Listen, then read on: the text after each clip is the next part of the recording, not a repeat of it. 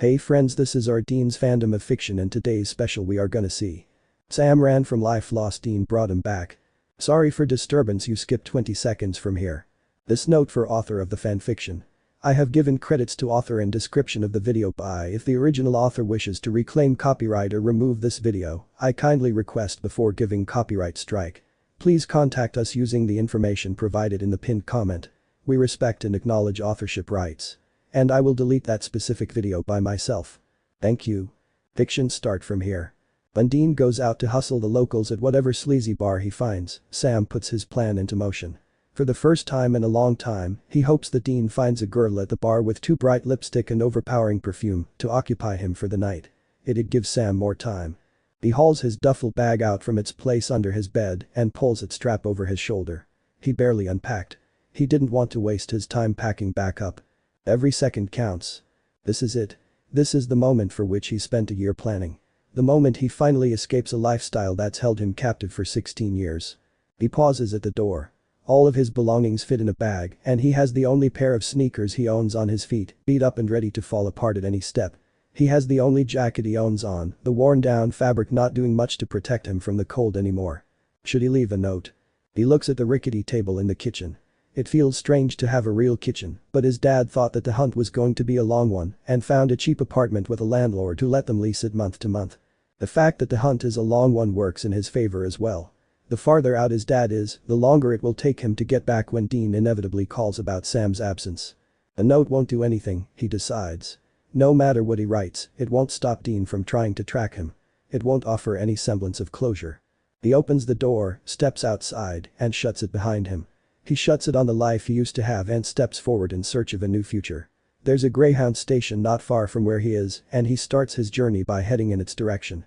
He has enough money for the Greyhound ticket and enough to survive for a few weeks after he arrives at his destination. It won't be ideal and he won't be living in luxury, but he's been saving from tutoring and odd jobs that he played off as study groups and meetings for group projects. There's a moment when he's waiting for his bus that he reconsiders his decision. He questions what the hell he's thinking and why he's running away in the first place. When he thinks about returning and having to face his father and wait for another argument to break out, he realizes that he's more afraid of that future than a future full of unknowns on his own. He steels himself, and when his bus starts boarding, he gets on without thinking about the things he's leaving behind.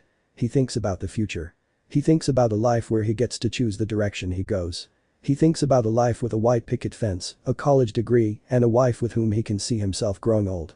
He sits next to an older man with gray hair and a kindly face.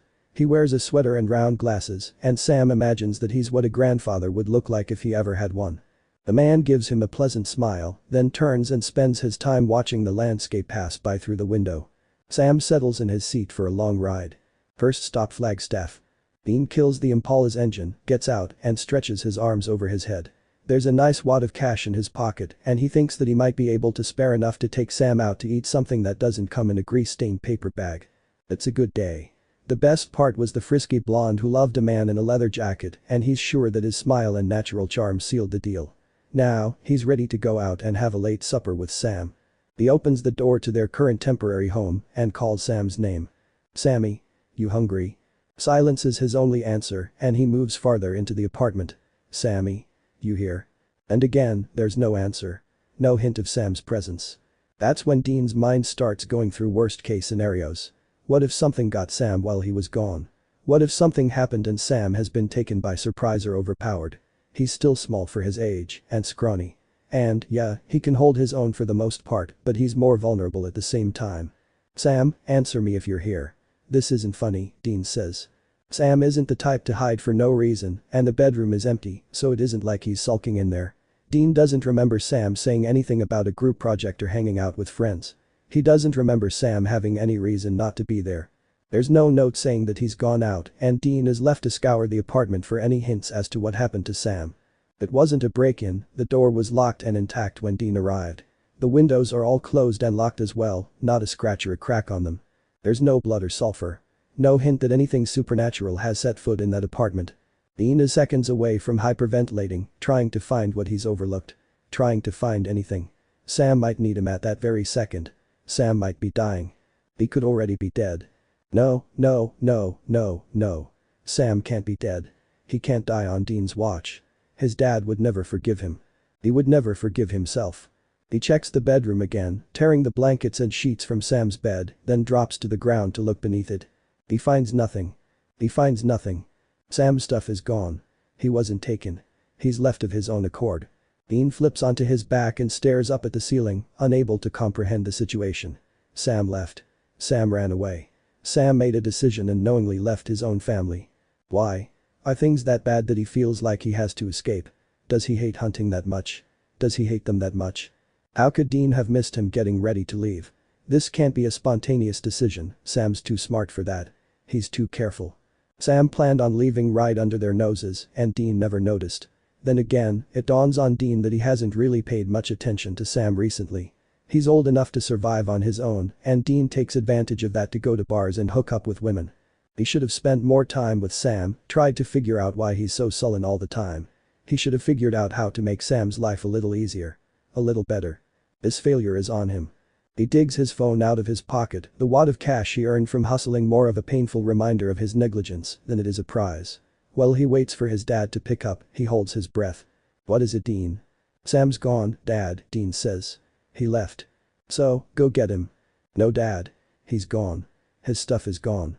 He ran away. So, go get him, John repeats. John hangs up on him, and Dean doesn't know where he's supposed to even start searching for Sam. How long has he been gone? Which way did he go? How is he getting to his destination? Where is his destination? He pulls himself to his feet and makes his way back to the Impala, readying for a long night of searching for anything. Sam knows where he's going. It's Dean who's lost. The first year. Home has never been a place for Sam, but that doesn't keep away homesickness during the first weeks he spends on his own. Every time he passes a phone booth, he has to fight against the urge to call Dean. He stays in Flagstaff, Arizona for a week before he moves on. His fight-or-flight instinct is going haywire, and he can't stop feeling like he's being followed, or at least watched. So, he never stays in one place for too long. He makes his way across the country, putting his hustling skills to good use or finding odd jobs, until he has enough money to move again. The only ID he has is a student ID from the last school Dean enrolled him in. That feels like a lifetime ago now, and Dean's features are starting to blur in his mind. He knows he'd be able to recognize Dean if he sees him, but his memories of Dean become shapeless. His memories of his dad are even more faded, but he doesn't have many of those memories to begin with. As much as he wants to go to school, he can't. He's a minor. He's not emancipated. He doesn't stay in one place long enough, and it'd make it easy for Dean and his dad to find him if they can figure out which city and school he might be going to and contact the school's office to verify that information. He's not willing to take that risk. Because of that, he escapes the lifestyle that was killing him by adapting a lifestyle that's all too similar. There has to be a better way. There has to be an answer somewhere. He just knows that the answer doesn't lie with the people he left behind. The people he knows he must have hurt with his abrupt departure, but he hopes that they understand why he left. He's not like them. He's not the person they need him to be. He'll never be that person, and they're better off without him. They're safer without him. He stays longer than he intended to in California. He loves the smell of the ocean and the breeze. He loves the sunshine and the warmth. The laid-back attitude of the people there. While he worries about running into his family when they're on a hunt, he can't bring himself to leave the small paradise he's found. He can't get a legitimate job, but he works with a sympathetic librarian to start a tutoring service in one of the library's conference rooms in the evenings, all the advanced placement classes he's taken paying off. And he manages to make enough to live in a shitty motel room without going to bed on an empty stomach, and he supposes that's as much as he can ask for. Barbara greets him as he walks into the library to prepare for that evening's tutoring sessions. 3 students coming this time, Sam, she says. Looks like they're all in the same math class and struggling. I saw them yesterday at one of the tables and noticed how frustrated they seemed, so I offered them your services. Sam grins at her. Thanks, Barbara. You don't have to thank me, dear. I'm happy to help. Barbara is kindly and far from the strict stereotypical librarian, although she does put her hair in that neat sort of bun most days. She doesn't ask him questions about his lifestyle, but he sees them in her eyes.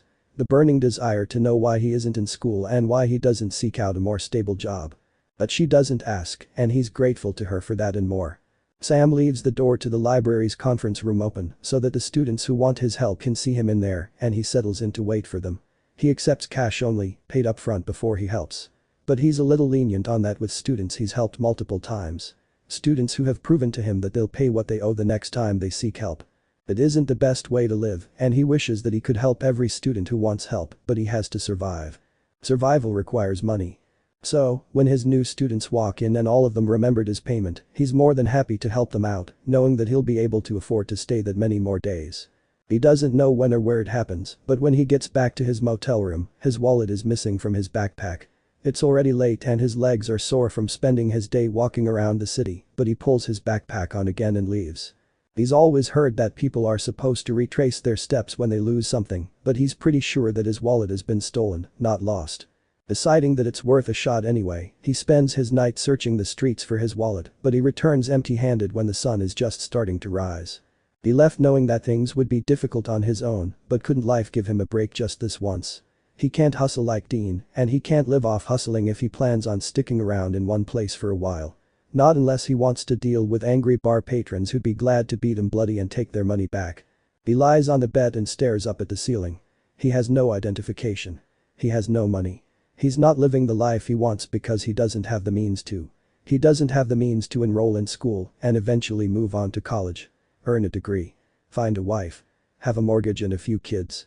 A matter of months and he's no closer to anything he left in search of. There has to be a better way. 2 weeks. 2 fucking weeks and he's lost Sam's trail completely. He knows only 2 things. 1. Sam was in Flagstaff, Arizona. 2. Sam is no longer in Flagstaff and Dean has no idea where he's gone since. He makes a trip to the local library of wherever he is, using a computer to search for Sam's name every day, hoping that something comes up to give him a clue. Hoping that he doesn't find an obituary. It's when he's 2 weeks into his fruitless search that his phone rings and he has to face his mistakes. Because he knows that it's his dad calling, not Sam. Never Sam, because Sam ran away. Sam didn't want to be part of their family. He didn't want to be near them. Hell, he must really hate them if he couldn't even take the time to write a note. He takes a deep breath before he answers. Did you find him? John asks. His voice is harsh, but there's a tension in it from his worry over Sam's disappearing act. No, Dean says. I tracked him to Flagstaff, but I can't find where he went next. It's like he vanished. How could you let this happen, Dean? John asks. I trusted you to keep an eye on him. This is Fort Douglas all over again, but worse. He's not sure that his dad will ever look at him without disappointment shining bright in his eyes. He won't be able to earn his father's trust back. Not this time. I don't know, Dean says. I don't know. He should have been safe, but how could we miss him getting ready to leave like this? Look, Caleb called, and he needs our help on a hunt. I want you to meet me at Pastor Jim's. But what about Sam? We'll talk about that in person. But shouldn't we keep looking for him? Dean asks. He can't just give up on his brother. If you can't pick up on his trail, then by the time I get there, it'll be even colder, John says. We'll talk about it when you get here. The call ends and Dean hangs his head. There's a foreboding feeling enveloping him, and the last thing he wants to do is face his father after this failure. Dean can't look at his father as he sits on the couch, listening to John's footsteps as he paces in front of him. How could you let this happen? John asks. His voice is level, and that makes it eerie.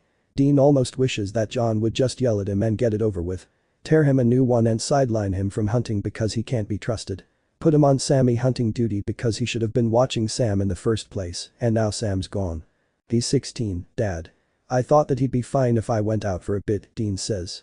It's a weak excuse, and he knows it. Well, you obviously thought wrong, John says. What if something gets him because we're not there? He's vulnerable on his own, and you know that he's a magnet for the supernatural. Then, why are we here? Dean asks. Why aren't we out looking for him instead of going on a hunt? Because we don't have a way to fucking track Sam. If he doesn't want to be found, then we won't find him. John sinks into the couch beside him and buries his head in his hands with an exhausted, world-weary sigh. Go upstairs, Dean. Dean's smart enough to know when to shut his mouth and do what he's told. Their hunt with Caleb using Pastor Jim's place as a base goes smoothly enough, but Dean can't stop thinking about Sam the entire time. Sure, he ran away, but what if something's happened since? What if he's been hurt and needs help? What if something supernatural had gotten to him when he least expected it? There are so many unknowns in his life now that Dean can't relax anymore. His sleep is choppy, at best. Non-existent, at worst. He eats without tasting his food. He keeps to himself, drained of his cocky attitude and overconfidence. And still, he searches Sam's name in the web browser of any computer he can access every day, hoping. Hope is all they have. Days turn into weeks. Weeks turn into months. Those months add up to 1 year since Sam ran away, and they aren't any closer to knowing where he might be. So they hunt and they try to find anything they can that might lead to him. John leaves Dean behind more and more often, but Dean understands. He isn't trustworthy. He's distracted. When John is around, he's drunk more often. The times when he's drunk are some of the only times he talks anymore. He's probably dead by now, he says. He's half sitting, half lying on the couch and surrounded by empty beer bottles. It's been a year. Don't say that, Dean says. He can't be dead. He can't be. That isn't a possibility because Dean's going to find Sam. He's going to find him alive and well, and then he's going to throttle him for running and work out why he ran in the first place. It dawns on Dean why his dad is exceptionally drunk today. It's been exactly 1 year since Sam disappeared. He's drinking like it's November 2nd because he's drinking to commemorate the loss of Sam. He's acting like Sam's already dead. That's enough to sap some of Dean's hope. How can his dad give up already? It's Sam. It's Sam. Dean flops onto one of the beds and stares at the ceiling. Sam's absence hurts more each day he's gone, and there's a piece of him that grows more hollow. He's 17 now. His birthday passed, and Dean wasn't there to celebrate it with him. They didn't share a bucket of extra crispy chicken for Thanksgiving. They didn't scrap together what they could for Christmas. Is he eating well? Is he hurting? Is he surviving, but struggling? Is he lonely? Does he miss them? Is he even alive? The second year. When Dean was 17, Sam always thought he looked like he was on top of the world. The right to use the Impala when their dad teamed up with another hunter and didn't need it. As many dates as he could fit into the time they were in any particular town because all the women wanted him. A zest for life that filled any room he was in with his glow. Sam was alone most of the time during those days, and now that he's 17, he can't figure out the appeal. He barely makes enough money from tutoring to stay in a shitty motel, and having a full stomach is a luxury. He never found his wallet, and his only form of ID is gone along with it.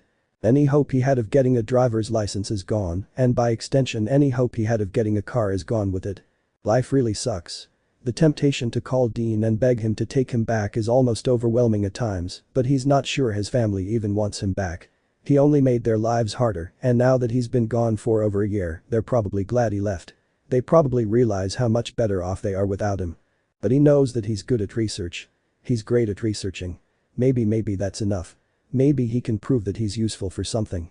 He slips into the next phone booth that he sees and takes a deep breath before putting some coins into it and dialing Dean's cell phone number. He doesn't know what he'll say or what he can say. He doesn't know if Dean will be willing to listen to him, but this is the only hope he has. The number you're trying to reach has been disconnected. What? No, that can't be right. With numb fingers, Sam places the phone back onto the receiver and inserts more coins. He just dialed the number wrong, he tells himself. He'll be careful and take his time, making sure that he hits the right numbers in the right order. The number you're trying to reach has been disconnected. The phone falls from his trembling hand and he makes no move to pick it up and put it back in its proper spot. It's the most he can do to get out of the booth and start the walk back to his motel room without breaking down in ugly sobs and wailing. Not that it matters much if he makes a scene at this point. Of course, in their line of work, it's not unusual to have to get new cell phones frequently. They get lost or damaged, or they might have a run-in with the local police. But did that have to happen now of all times? He slips into his room and sinks onto the middle of his bed. He doesn't try to stop the tears that slide down his cheeks. He doesn't try to steady his hitched breaths. He's well and truly cut off from his family. He has no way of contacting them, so he's stuck on his own whether he wants to be or not. By the time he leaves and heads to the library for another evening of tutoring, his despair has turned into a cold emptiness. It's difficult to understand what the point is or why he's still trying.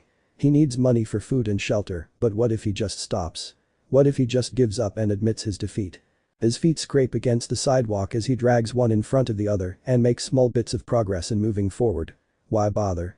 Maybe he should tell Barbara that he's done with tutoring and she shouldn't bother helping him anymore. People push past him, but he doesn't feel it. He doesn't feel anything, and it's to the point that he's making his way to the library purely on muscle memory, since his body has stopped registering the world around him. Maybe, if he had talked and made Dean listen before he left, they could have worked something out. Maybe he could have made Dean realize that the lives they lived were killing him, and he didn't want to be part of that anymore. But Dean would have sided with their dad's view that they needed to save people, and their job wasn't over until they finally killed the thing that killed Mom. The problem is that Sam never knew his mom. He was a baby when she died, so he never had the chance to form an attachment to her like his brother and father. They don't understand that their fight isn't his fight. How did his life become so much of a mess? His thoughts are becoming vines, wrapping around him and tripping him. But it isn't an invisible hindrance that hurts him. No, he feels a pair of real hands push him. He stumbles into the road, twisting just enough to see a man grinning at him with pure black eyes, before the world turns white in blinding pain.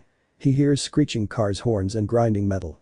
Then, everything fades black, and he welcomes the emptiness. Dean stares at the papers taped on the walls of his motel room. His dad had gone out to get some dinner, but he doesn't put it past his father to have made a side stop for a few drinks. It's a wonder that the man can still get drunk given the amount of liquor he's training his body to handle. The papers are just part of another hunt. A regular hunt with no ties to Sam or where he could be, if he's still anywhere at all. It's just a case of missing campers in California, and it's probably just a werewolf case. The lunar cycles match the disappearances, and there are abandoned cabins in the area that would make perfect hideouts for some less than humans beasts. They arrived in the area only a week or so ago, and Dean can't stop thinking about how much Sam would love it there. The sunshine. The ocean and the smell of salt water on the breeze. Those are the little things that Sam always appreciated. And Dean didn't understand why until after Sam was gone. If Sam was still with him, Dean would have set aside a day or two and taken him to the beach. Planned a small break where they could enjoy what the local area had to offer. Maybe even take a stab at surfing. He would do the things he should have done over a year ago when Sam was still with him. The things that maybe would have been enough to keep Sam from running and show him that he mattered. That he was loved, even if they never vocalized it. He doesn't want to sound like he's given up hope, but it's hard to hold on to the possibility that Sam is still alive, especially when that's all John has to say when the topic of Sam comes up. His daily web searches for Sam have become weekly searches, and he has yet to find anything. He wonders if Sam has looked for them since running, but he doubts it. Why would he? How could he, if they're always moving? How could he ever contact them when they have to get new cell phones every few months and masquerade under new identities in every town? That thought leads him down a trail of thoughts that he doesn't like at all. What if something bad happened to Sam and he hasn't been able to contact them because he doesn't know how to anymore? If that's the case, then if Sam is if he's dead, it's their fault. John comes back into the room and Dean suppresses the tears that were building up at the thought they could be responsible for Sam dying. If he's dead, Dean reminds himself. He could very much still be alive and off living the life they couldn't give him. If Sam's still alive, Dean hopes he's happy. Weren't many options since we're low on cash, but you've never been a picky eater, John says, handing one bag to Dean and keeping the other for himself. I'm sure we can find some bars around here that are prime for hustling. Yeah, John says. It's difficult to believe that John used to have fire within him. He had purpose beyond one hunt after another. He used to be driven by more than routine and a twisted sense of duty. But now, he's down to half the family he started with, and Dean is thinking that it isn't enough. It was hard enough for him to lose Mary, but losing Sam, too. And losing Sam because it was Sam's choice to leave them. No, John has had so much drained from him that he isn't a man that Dean recognizes anymore. So, werewolf? Dean asks. Looks like it. The full moon is coming up again in a few nights, too. No bodies are ever found, what do you think the werewolf does with them? Dean asks. It's usually just missing hearts. No, there were few bodies found, John says. He points at some of the older articles. My guess is the bastard wised up and figured out that he needs to hide the bodies or get rid of them in some way. The scariest creatures out there are the ones who can learn to hide. Dean steps away from the mess of papers and opens the bag handed to him for food. He understands what it's like to feel alone now, and he wonders if this is the way Sam felt before he ran. He wishes he could have the chance to apologize. He never meant to push Sam away. To make him run. He should have spent more time with Sam. He should have paid more attention to him. Well, I guess it's up to us to find him, Dean says, unsure as to whether he's talking about the werewolf or Sam. John nods, and neither of them say much more that night. Trekking through the woods is not Dean's favorite part of any hunt, but sometimes it's necessary. The layer of sweat that built up on his skin in the uncomfortably humid air feels like it's helping the dirt and grime stick to him. He almost fools himself into believing he hears Sam's voice in the wind as it rustles leaves and tree branches, asking why they always had to find the hunts that required hiking through the woods. What he wouldn't give to have Sam there. He could bitch all he wanted, and Dean would let him. He could yell, hit, scream insults, and anything else he wanted. Just as long as he was there to do it. John stops, and Dean follows his lead, waiting and listening to the area around them. You hear that? Dean doesn't want to say that he hadn't heard anything because he was too busy being lost in his thoughts, but at the same time, John doesn't seem to expect him to answer as he starts moving forward again. They come to one of the abandoned cabins, and Dean hears what John must have. Shuffling. The dragging of something heavy, perhaps. Sounds that are somewhere between human and beast, but not distinct enough to be clearly one or the other. John looks back at Dean and nods, and Dean readies his gun. If the werewolf is feeding or trying to hide his evidence, then it'll be that much easier to kill him. Dean follows John's lead as he kicks the door in and steps into the house. He doesn't even see the werewolf before he hears a series of gunshots and the substantial thud that only a large body hitting the ground can produce. The lights in the cabin don't work, so Dean swaps his gun for a flashlight. The cabin is dusty around the edges of the room, where the werewolf is less likely to spend much time. There are cobwebs in almost every corner and dried bloodstains all over the floor. In the middle of the room is the werewolf and his latest victim, a woman with her eyes still open and her mouth set in a silent scream. Her chest has a gaping hole where her heart once was and the blood sluggishly drips down her side.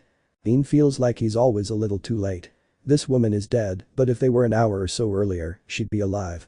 Sam is gone, but if Dean had paused and actually talked to him, maybe he'd still be with them. Look around and see if there are others. I'm gonna start taking care of the bodies, John says. Dean nods and slowly moves away from the bloody scene in the center of the room. He's not squeamish, but walking in on monsters with victims always leaves him unsettled, like he could have saved an innocent life. The beam of the flashlight roams over ancient wood and he kicks up dust as he moves. There are small things on the ground, probably items from previous victims that were dropped either in an escape attempt or when the werewolf moved their bodies. Things like loose change, a tube of lipstick, and a stub of a movie ticket. Things that were signs of a life taken too soon. He doesn't bother picking any of those things up. He doesn't see any point in it. Until he spots a card in the adjacent room that looks a little familiar, but he can't pinpoint why. He picks it up, brushes the thick layer of dust from it, and his heart nearly stops. Samuel Winchester, grade 10. Dean falls to his knees and the impact reverberates through his bones. This has to be a trick or a cruel prank. That's Sam's picture. That's his name. He looks so unhappy having to have another school picture taken for a student ID he'll barely use, but Dean can't remember the last time he saw Sam looking anything other than discontent, at best, before he left.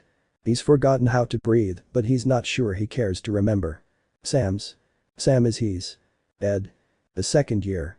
He doesn't feel much at all. In fact, he's unnaturally numb to the point that the world feels far away. There are sounds around him. One is a beat that keeps time with his heart. He hears footsteps that are too distant to be in the same room. They approach, then they continue on.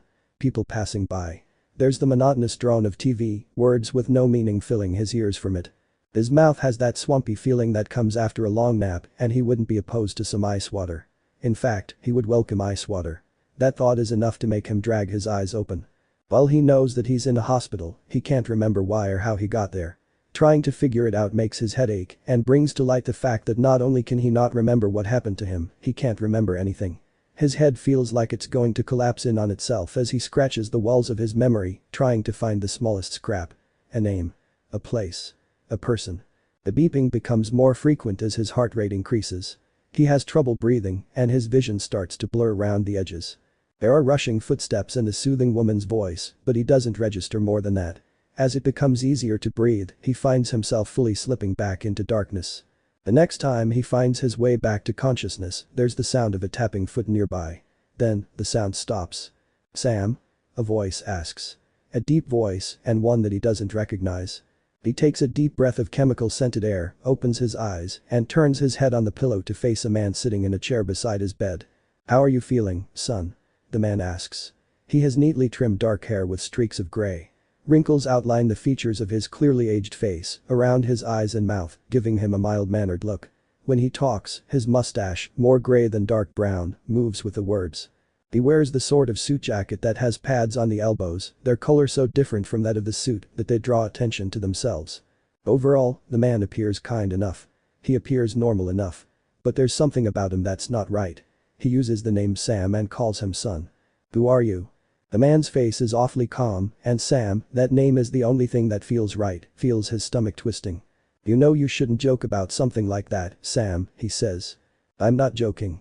I don't remember anything." The man nods, still not showing much of an emotional reaction, which Sam knows can't be right, and he presses the call button. It doesn't take long for a nurse to stroll in and ask what the problem is.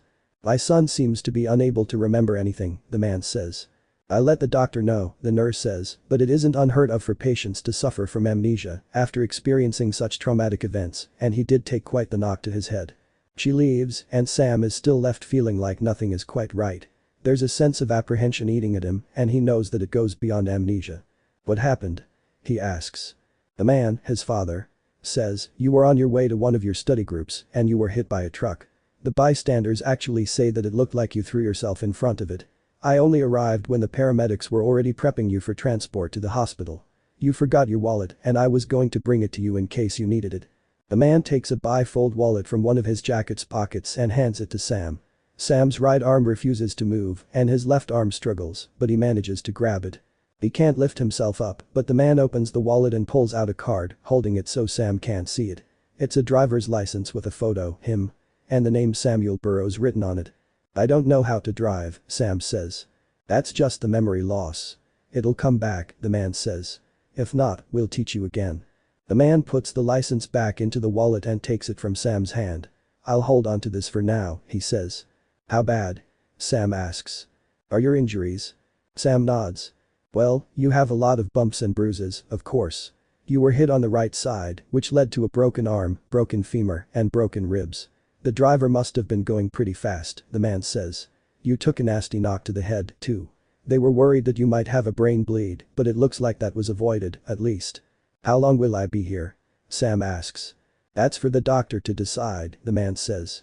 "I'm sure he'll be in soon once the nurse tells him that you're awake and having memory problems." Sam settles himself again, closing his eyes. He's so tired and half of his body won't move, leaving him to do much more than sleep. "Your mother has been out of her mind with worry," the man says.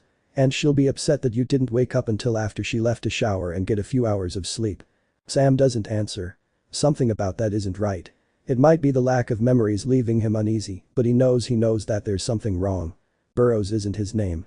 It doesn't feel right, not like Sam. The man claiming to be his father has been eerily calm throughout their brief conversation, showing no alarm or concern over Sam's lack of memories. His pieces of conversation came off as clinical, unemotional. Maybe he's a doctor, or that's just part of who he is, but there's something more than that. Sam falls into a drug-induced sleep, but his last thought is clear despite his hazy mind. This is not his life. Dean doesn't have the energy to stand, so he stays on his knees and stares at the student ID held in his shaking hands. There's no point in moving, not when his world has faded to gray around him. Not when everything that mattered to him is gone. Any hope that he had of finding Sam again was dashed by one little card. Sam is dead. Dean will never find him because he isn't there to be found. He's gone. Forever. What was the last thing that Dean said to him? No matter how hard he tries, he can't remember. Was he angry? Dismissive?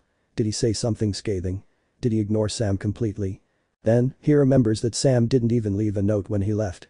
They drove him away, thinking that there would always be another chance to include him. Another chance to make time for him. They sent him to his death. It's hard to breathe. There's something squeezing his organs and he's dying on the inside. And he's okay with that. Nothing feels worthwhile anymore, knowing that the person who meant more to him than anyone is gone. It's worse than realizing Sam ran away, because then he could still hold on to the hope that he'd find Sam. Well, he's found a relic of Sam that points to a terrible fate. "Dean?" John asks. "Dean, what are you doing?" Dean barely registers John crouching beside him, but he hands the student ID over, moving on autopilot. Then, John is helping him to his feet and settling him in the passenger seat of the Impala. He doesn't pay much attention to the world around him, not seeing any point in doing so. "I've taken care of what needs to be done," John says, his voice steady and hard. "Time to head out."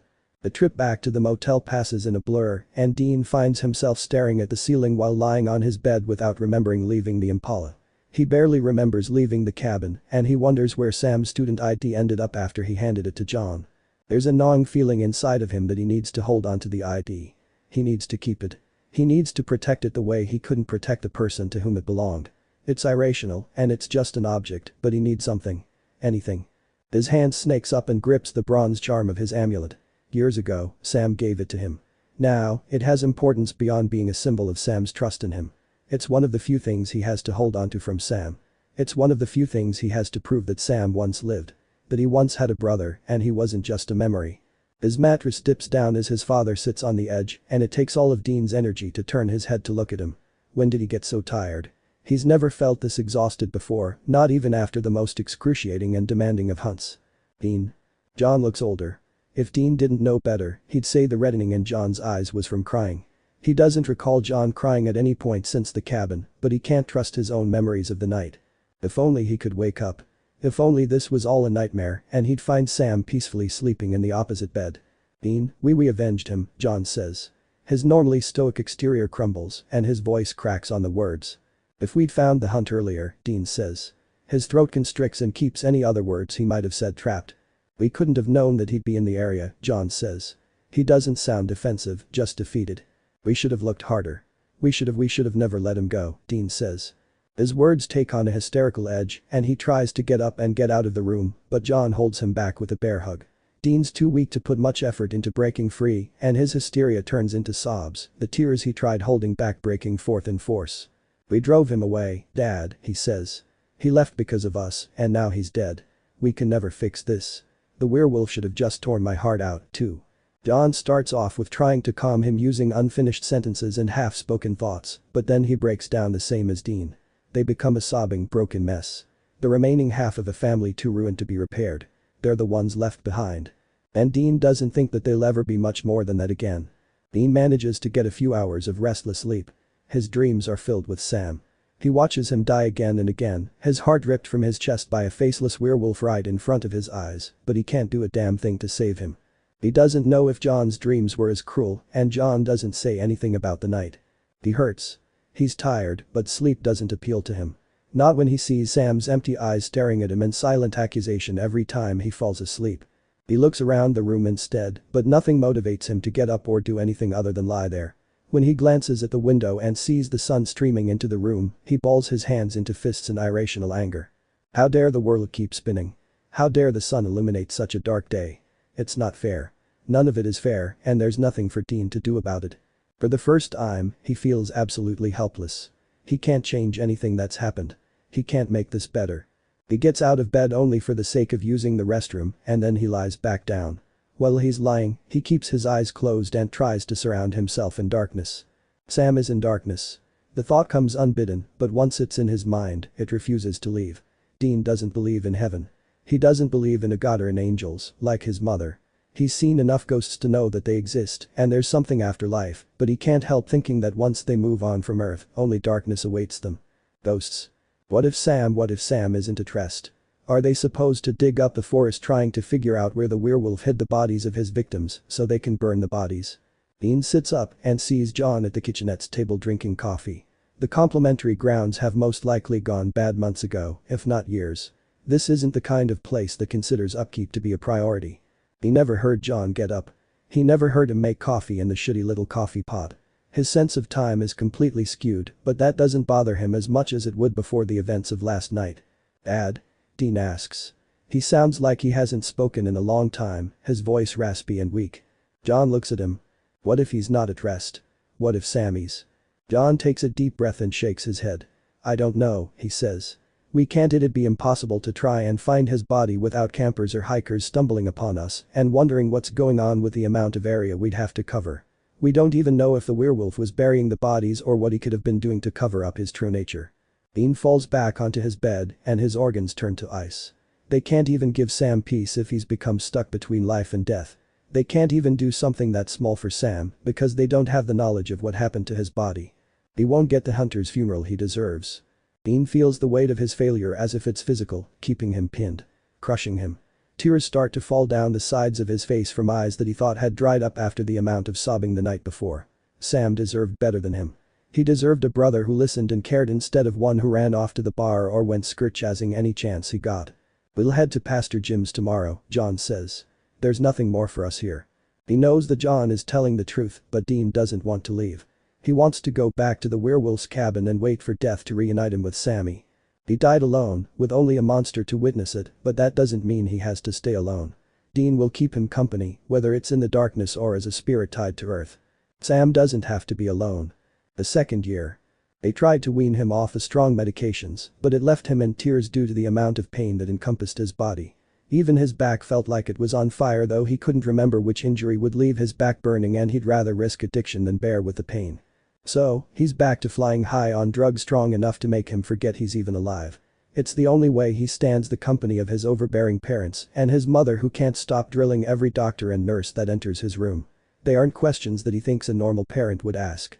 She seems anxious to get him out of the hospital as soon as possible. Wouldn't a normal parent want to keep him there until they were beyond sure that he's going to survive? It's one of many little things that raise suspicion about his parents. Maybe they just don't care that much about him and they're forced to pretend they do as long as he's in the hospital. But the list of things he can't do is longer than the list of things he can, yet she still presses to have him released. It's going to be a long recovery and he's going to need a lot of help with everyday activities. He's going to be dependent on them and she wants to remove him from an environment where he's taken care of around the clock. It just doesn't make sense. Not with the reluctant way his mom and dad give him a hug once visiting hours are over and they go home for the day. Not with the way their smiles appear to be plastered on, lacking any sense of being genuine. Not with the glances they shoot at him when they think he isn't paying attention. No, they aren't the kind to want to baby their child.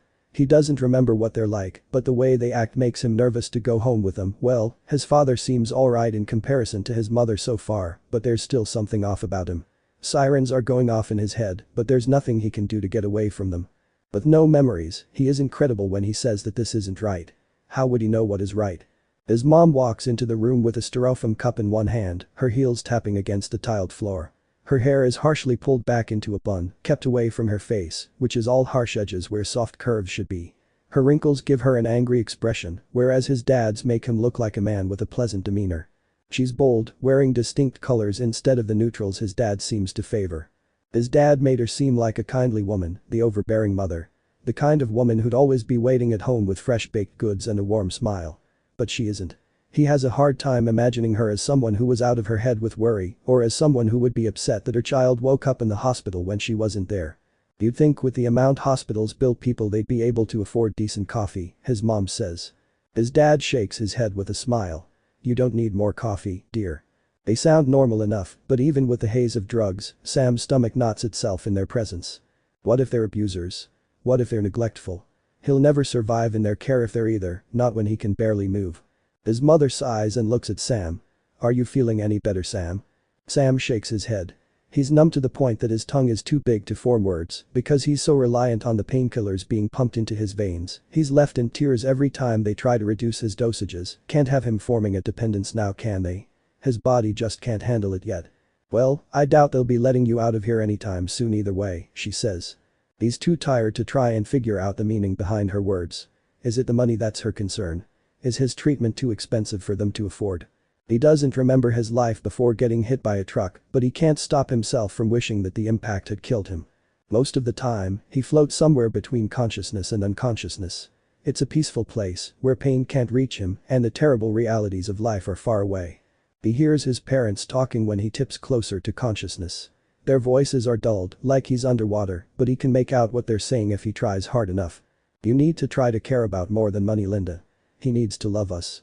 Why did I get stuck with the female meatbag? All I hear is her screaming about her fucking money, Gary, how am I supposed to think clearly with that racket?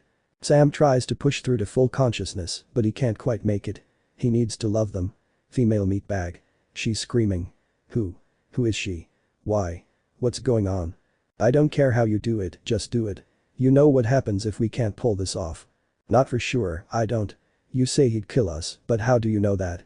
Why would he do that? Why wouldn't he, Linda? He hates our kind more than humans. If Azazel. Shit, I think he's waking up. Sam blinks a few times, his eyelids heavy and his vision blurred. The piece of conversation he picked up doesn't make any sense to him and he's already forgetting what they said. The words fly out of his reach before he can grab them. And he knows they're important words, so he tries all the harder to hold on to them.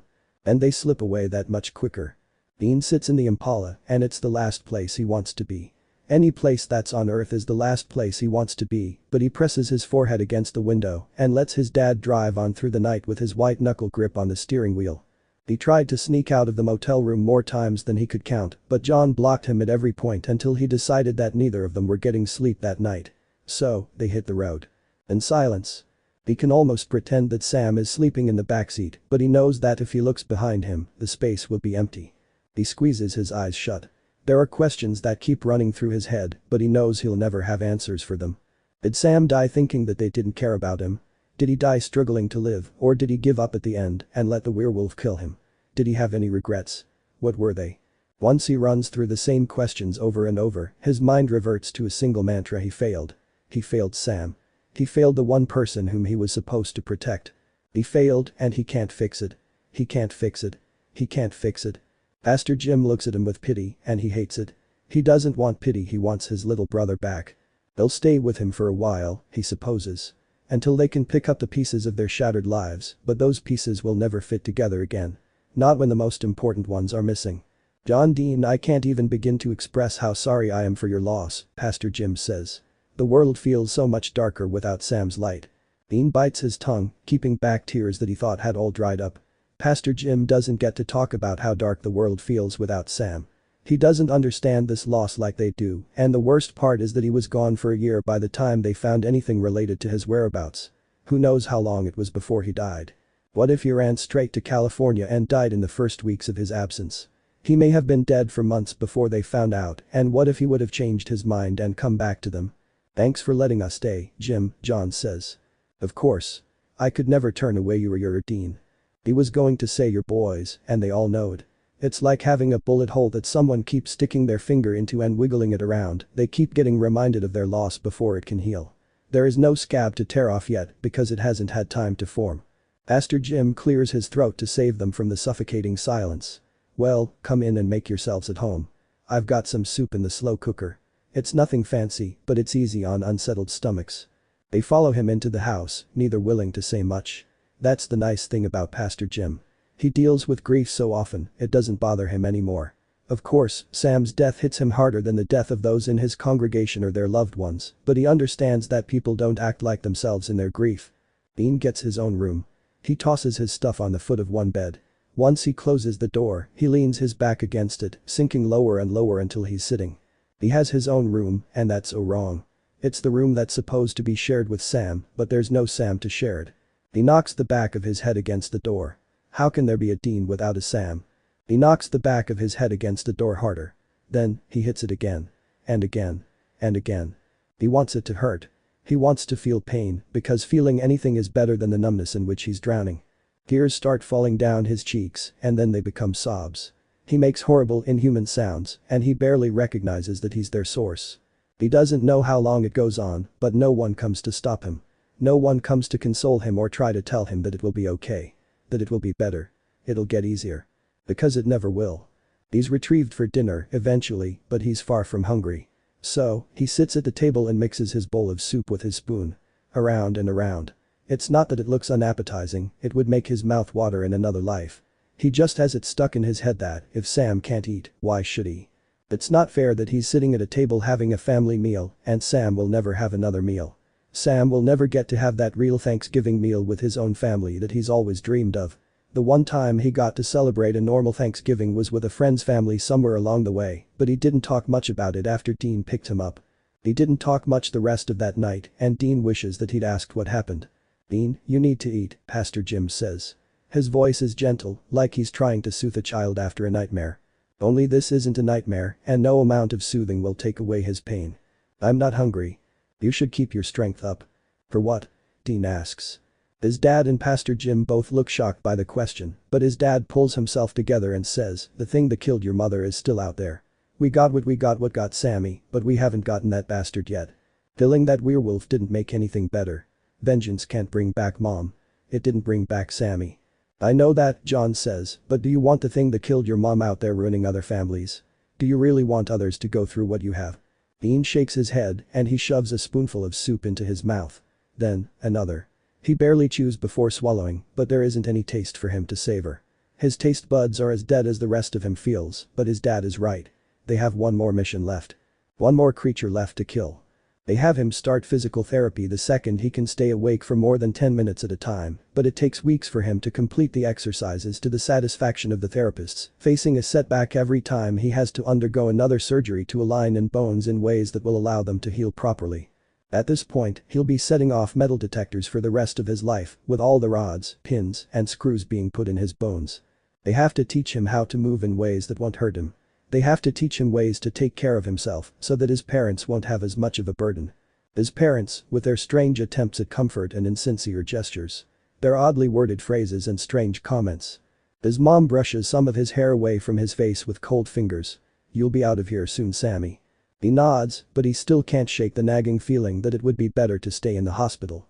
They've been putting so much pressure on him to heal faster so he can leave the hospital, and it doesn't make sense. He was injured badly enough that he nearly died, and they want to rush him out of a place that saved his life and continues to help him heal. Why? What's the point? Is it money? Is he that much of a burden that they'd rather take chances with his recovery than pay the hospital to do its job? At least, at night, it's quiet.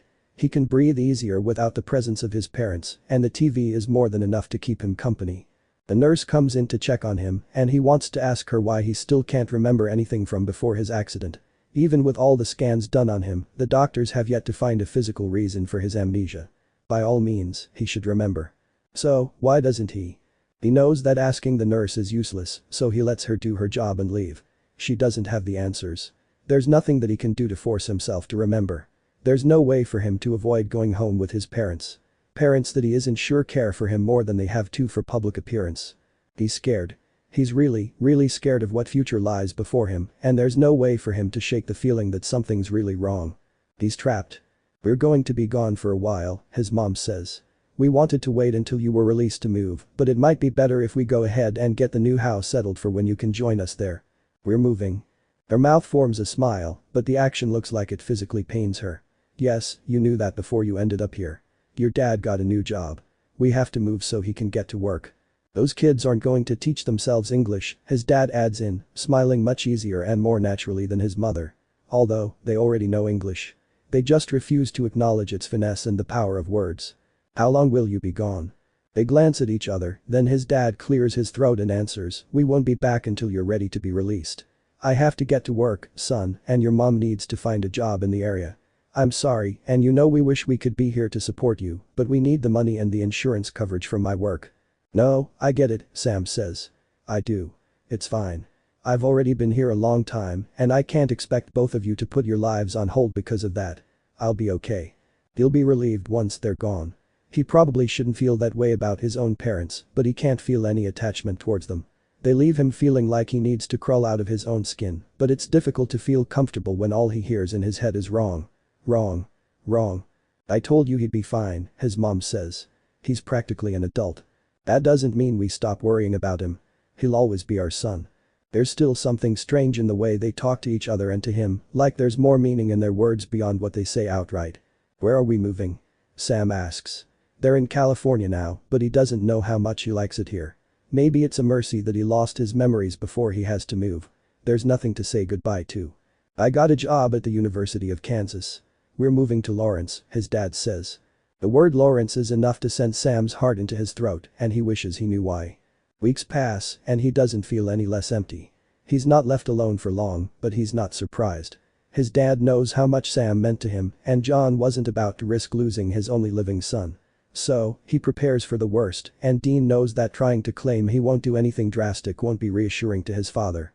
He knows how much losing him would destroy his father. While every cell in his body longs to join Sam in the afterlife, he keeps waking up morning after morning and getting out of bed for his father's sake. He just hopes that Sam is at peace now. That he'll be okay until Dean meets up with him again. They've made a base at Pastor Jim's, covering the walls of his guest rooms with articles and maps. While they've killed Sammy's killer, they still have to find Mary's killer. It's a demon, John thinks. He shared the research on demons he's compiled over the years with Dean. He shared the methods he uses to find potential possessions, but he hasn't found a way to determine whether it's the demon or not. I can't believe you kept this from me for so long, Dean says. John marks another X on their map, somewhere in the Washington area. Demons are nasty business, and rare. I didn't want that added to the nightmares that already come with hunting more common creatures. That's a terrible reason, Dean says. Yeah, I know, John says. He runs a hand down his face. No matter what I do I can't save the people I love. Dean knows the feeling. They save strangers and reunite them with their families time after time, yet they're never in time to save the people who matter the most. First, Mom. Then, Sam. He figures that there's a 50% chance he'll be next and a 50% chance that his dad will be next. This bastard may have gotten Mary, but that doesn't mean we have to let it destroy any more families. Dean nods. I know, but you're going to have to tell me everything that you find out about it. I'm old enough and I'm a good hunter. I know, Dean. We're in this together. They have to be, because the hunt is the only thing keeping them sane. It's the only reason they have to keep moving forward. Once it's over, who knows? Let's get started. The second year. It was a long and brutal car ride, made more uncomfortable by the presence of his parents and their pieced-together conversations. If Sam didn't know better, he'd say that they were opening books to random pages and quoting sections of dialogue to each other. They could only travel for a few hours at a time before they had to find a motel for the night. Sam's still healing body couldn't handle traveling to Lawrence in one stretch. But they made it, somehow, and Sam is lucky that his painkillers knocked him out for long chunks of the trip. Now, he's in his new home, unable to remember his old home. The sun filters through his open window, the curtains pulled back and fluttering in the soft breeze. He's bound to his bed for the foreseeable future, with a wheelchair to get him to at least the bathroom, but the fresh air is a welcome change from the stale atmosphere of the hospital. It's refreshing, even peaceful. Rejuvenating. There are a few knocks on his door before it opens, and his dad peeks his head in. Once he sees that Sam is awake, he steps into the room and says, "Hey Sam. Feel up to talking for a minute? I don't really have anything else to do." His dad looks around his room and says, "Yeah, I guess you don't. Maybe we can get you something for entertainment. I actually wanted to talk to you about schooling, which would occupy at least some of your time. I don't think I'll be able to actually attend school anytime soon. I don't even know what I'm supposed to know in school or what it's like," Sam says. "That's why I thought homeschooling might be appealing to you," his dad says. "You can still get your diploma, but you can work at your own pace. What do you think? Sounds better than nothing." His dad raises his hand, pauses for a moment, and ruffles Sam's hair. No claps on his shoulders, not after the last time his dad did that left him gasping to breathe through the blinding pain. Of course, he would have had to clap the shoulder that Sam dislocated when he was hit by the truck. Maybe it's absent-mindedness that make his parents come off as so offbeat, but he knows there has to be more to it.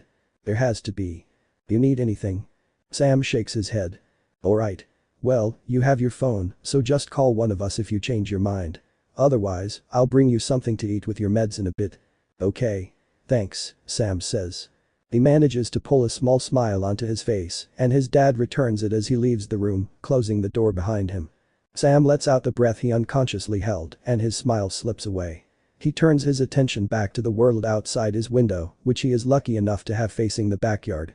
Watching the branches of the trees in the yard sway with the wind is relaxing. He's lucky for more than just a nice view. His parents got him a bed with a back that can be raised and lowered, and it's large and comfortable.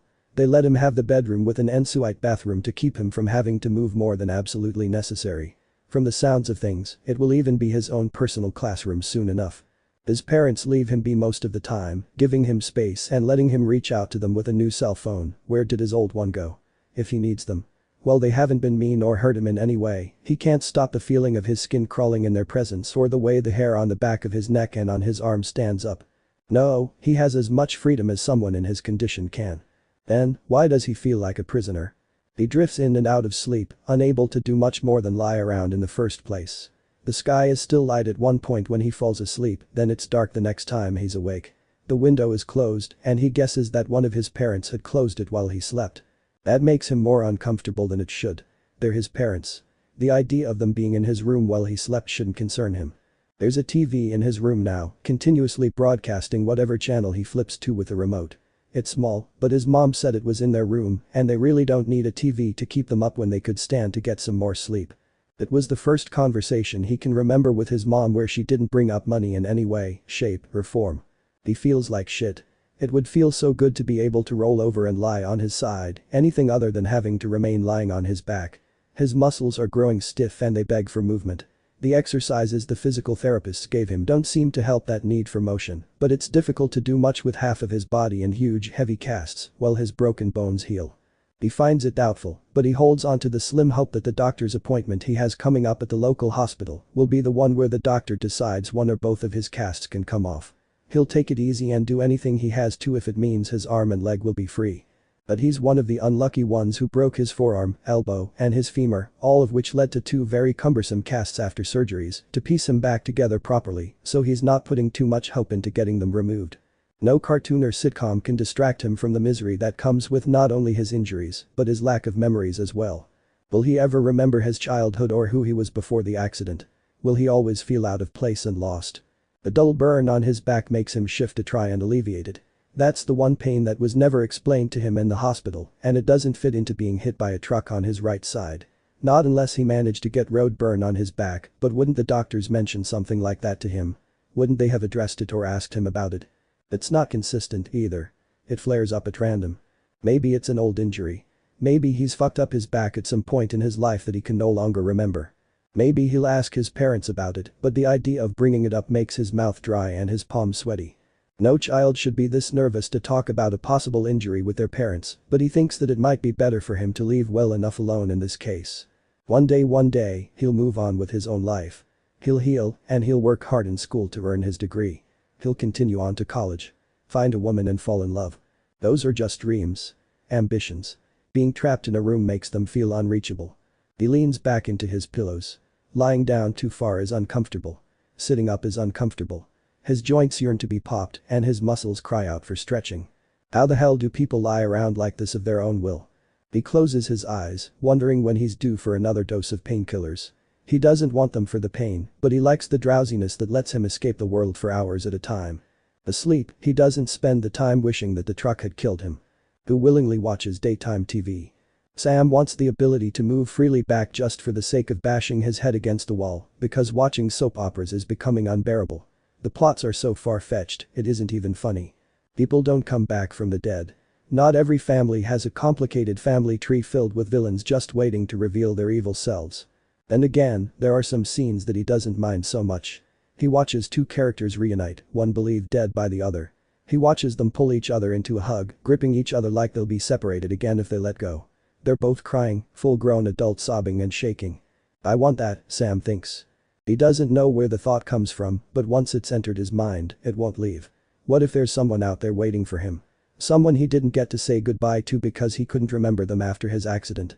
Pain explodes in his head so violently and suddenly that he brings his one free hand up to grip a fistful of his own hair. It takes a lot of effort to take his hand away from his head and grab the cell phone that's on the bed beside him, but he's more thankful than ever that his parents are both on speed dial. There's a mess of motion around him that leaves him nauseated and ends with more pills shoved down his throat. Just a migraine, son. You get them sometimes. His parents turn the TV and the lights off, trying to make his room as dark as possible before they leave. There's a glass of water on the nightstand, his mom says. Try and drink some of it, Sam. It'll probably help. The door is shut loud enough to make him wince. All of the plastic consideration and comfort, only to slam the door. If his brain is going to split itself apart, can't it just hurry up and get it over with already? Some days are harder than others. Dean lies on his bed, staring up at the ceiling and once again stuck in the mindset that it's not fair that he gets to live when Sam doesn't. They try to track demonic activity for the sake of finally confronting Mary's killer, but they're always too late. They're always too fucking late to save anyone. Worse yet, there's no way to tell if it's the demon or a demon. They only know that they've figured out that there are certain omens that signal demonic activity, especially since there's always sulfur left behind by the time they show up. He hears 3 soft knocks on the door before it opens, Pastor Jim stepping into the room and taking a seat on the opposite bed. The bed that should be Sam's. Hey, Dean, he says. I think we should talk. Nothing to talk about. Dean, you're going to get yourself killed if you keep on this track. Your father, too. You're both being reckless in your search for vengeance. So? Dean asks. Vengeance doesn't solve anything. It isn't worth dying over, Pastor Jim says. Not like we have anything worth living for. Don't say that, Dean, Pastor Jim says. You're still so young. Dean sits up. Yeah. Well, Sam was young, too. And that obviously didn't matter to that damn werewolf. I know, Dean. I know it's not fair, and I know it hurts, Pastor Jim says, keeping his voice soft and kind. But would Sam want you to throw away your life like this, or would he want you to try being happy even without him? I don't know. Hell, he might not give a shit about me with the way he took off. We both know that Sam didn't take well to the hunting life. He was a fine hunter in his own right, but he grew to resent the lifestyle. Do you think that maybe he felt trapped? Maybe he wanted to find his own path in life, not one forced upon him. You sound awfully certain about that, Dean says. Did he talk to you after here, Anne? No, I would have contacted you and your father if he had. I would have tried to convince him to come and stay with me, at the very least. But he talked to me often when you boys would visit. He told me about the discontent he felt. Why didn't you tell us? It seemed like he needed to vent more than anything. I never got the impression he was planning to run from it all. Why didn't he talk to me? Dean asks. It's a question he has regarding many topics involving Sam. Why didn't he say he wasn't happy in the hunting life? Why didn't he say that he wanted something else? Why didn't he say that it was bad enough that he thought running off on his own was the better option? Then, it occurs to him that maybe Sam had told him those things or tried to talk about them, but Dean wasn't listening. That's so much worse than if Sam hadn't tried talking to them at all. It adds another layer of failure, and he wonders just how many more times he'll find out he let Sam down. What a shitty brother he was, and without even realizing it. No wonder Sam left them. Sam practically worshipped you, Pastor Jim says. I don't think I've ever seen such pure adoration like I saw when Sam looked up at you, even from the very first time I met you boys. He begged me not to say anything about our talks to you or your father. I think that he was mostly afraid that you'd think less of him for not enjoying hunting to the same extent as you. For wanting something different. Never, Dean says. I never would have thought less of him. I knew you wouldn't, Pastor Jim says. But it wasn't what I knew that mattered. Sam had a thick skull sometimes. Dean almost laughs at that, but it's a choked sound with a lump in his throat. Pastor Jim is right, Sammy could be a pain in the ass when he wanted to be. You told him that, right? That I wouldn't think less of him. Of course, Dean. Dean nods. That's good. Even if Sam didn't believe it, at least he was told. I really miss him, Dean says after a pause. Like, there's just this hole, and I know it's always going to be there. And it hurts. Pastor Jim sits next to him and puts a hand on his shoulder. Loss is never easy, but you can't hold this against yourself. You've always done the best you could in your given situation, and you're still just a kid, too. Dean stays silent, and Pastor Jim gives him a wan smile before he leaves the room. Pastor Jim wanted to be comforting, but Dean doesn't feel any more at ease after their conversation. All they did is reinforce the fact that he's there, living and breathing, and Sam is dead, rotting away without a proper funeral or a headstone to mark his grave. That's not right. It's just not right. Dean looks at the markings on the map, red trails crisscrossing across the country. It looks weird, doesn't it? What? The markings, Dean says. It looks like they make a symbol or something. John shakes his head. I don't see anything. Look at it. Dean says, waving his arm at the wall. Dean turns around, but John's gone. Dad? Where the hell did you go, Dad? He leaves the room and goes downstairs, trying to flip the lights on, but they refuse to illuminate any part of Pastor Jim's home. Dad? Pastor Jim? Dean calls. What the fuck is going on here? There are no other sounds in the house. It's like they've vanished and left him completely alone. So, he scours the rest of the house, then goes outside and checks the church when he finds nothing, not surprised that the church is as empty as Pastor Jim's home. He goes back outside again and runs his hands through his hair, looking up at the sky and walking in circles, uncertain of where else to look. Was it always night? He could have sworn that the sun was out when he was talking to his dad a matter of minutes ago. Dean. Hearing his name, he turns around. The voice is so familiar, but… Dean. He hears it again, louder this time. More urgent. Looking up, he sees the light on in the room where he and his dad keep their research on demons and their map for tracking demonic activity. Banging his fists against the window and yelling his name, that's Sam. It's Sammy, alive. In extreme hysteria, it seems, but alive. And that's all Dean needs. But that's not normal light in the room with Sam, it's fire. Sam is trapped in a burning room, crying out for Dean's help, and Dean isn't going to let him down again. He runs into the house, going up the stairs two at a time and bursting into the room, nearly knocking the door off its hinges. Sam is there, standing still and facing the opposite wall, but there's no fire. It's just a room. It's a normal room with a lamp on, not even a candle's flame to be seen. Dean stops in the doorway, trying to catch his breath. Sammy. Sam looks over his shoulder and grins at Dean, but it's twisted. Evil. With a blink, his eyes flicker from warm hazel to a sickly yellow. Hey, Dean, he says. It's Sam's voice, but it's wrong. Does it hurt to see your little brother again? To see him like this? Dean tries to find something to say, but Sam, it's not really Sammy, it can't be, speaks again before he gets the chance. He nods his head at the map pinned to the wall. Nice picture. You're kind of close, but I can't take credit for all of these killings, as much as I'd like to. I'm curious, though, where do you think the trail ends? What's waiting for you when you get there, the emptiness from being unable to bring back the people you love? I'm dreaming, Dean says. He laughs at himself, a bitter sound. How can he be so stupid to let himself believe that Sam's alive? That Sam will just show back up in his life when he least expects it. Sam shrugs one shoulder, turning to fully face Dean. You weren't the fastest at figuring it out, but I'll give you a pass this time, sport. We'll see if you can do better next time. Sam's body is engulfed by flames. Then, he's gone, like he was never there. Dean's eyes open to a dark room, his heart beating too quickly in his chest. He can't get the image of Sam with yellow eyes out of his head. He has so many questions that he didn't even get to ask, not that it would matter, he reminds himself, because how much were answers from a dream worth? It was just a dream, but it was more than that. It felt different. It felt real, and for a moment, he believed that Sam was there. That Sam was okay. For a moment, his world was alright again. Where do you think the trail ends? He needs to tell his dad about that dream. It's important. He doesn't understand why, but he knows it is. It has to be. The second year. It was Sam, but it wasn't Sammy. His eyes were yellow and the way he talked was just off, Dean says. I mean, it was his voice, but it sounded different. It sounded wrong. It's the middle of the night, but John sits up in his bed, awake and alert. Dean, what did he say to you? I don't know. He talked about how it must be painful to see Sam like that and how our map is off. He asked me where I think the trail ends and something about the emptiness of reaching the end of the trail, just to find that we're still unable to bring back the people we love. John doesn't say anything for a long time and Dean feels like a child waiting to be scolded. He knows how ridiculous that is and he knows that he hasn't done anything wrong, but his father has that intimidating aura about him. The no-nonsense attitude of a Marine and dreams are supposed to be nonsense. He knows better than that, though. He knows that dreams carry a weight with them and any number of supernatural beings are able to abuse their dream-walking abilities to torment their victims. John throws off his blankets and stands up, stopping only to turn on the light in the room across the hall on his way to their map pinned to the wall and the mess of research around it. It's eerie to stand before it again, and all Dean sees is Sam's distorted image looking at him with yellow eyes and a twisted grin. He said something along the lines of wishing that he could take credit for all the incidents we marked, Dean says. You think there are other demons working with him?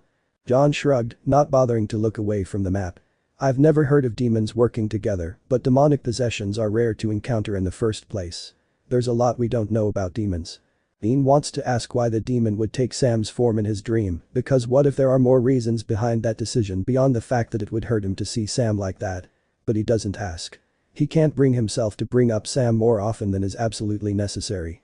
Thinking about Sam is enough to fill his veins with a cold emptiness and leave his heart hurting with each beat.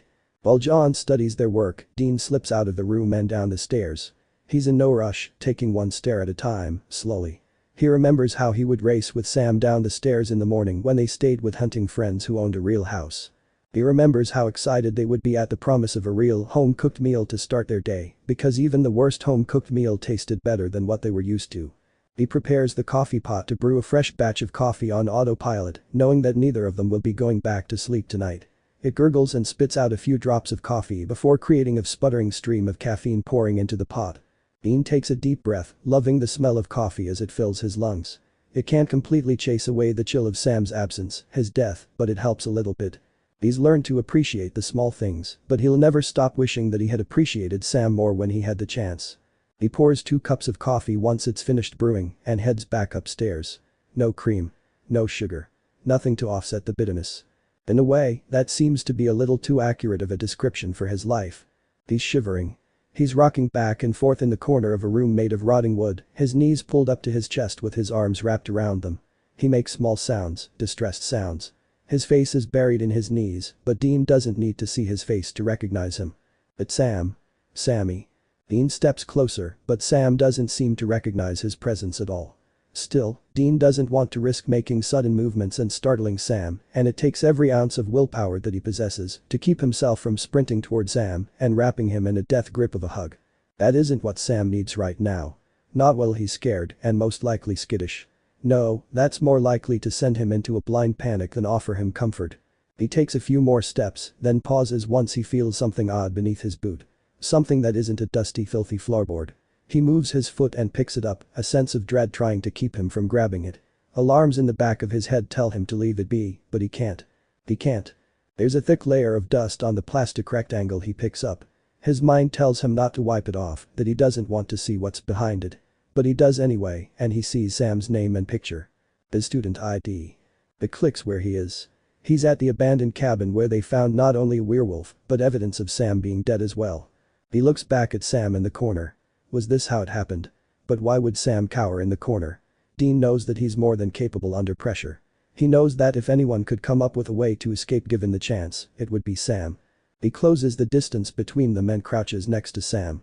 Hey, he says. Sammy, it's me. Dean. Sam doesn't stop his rocking.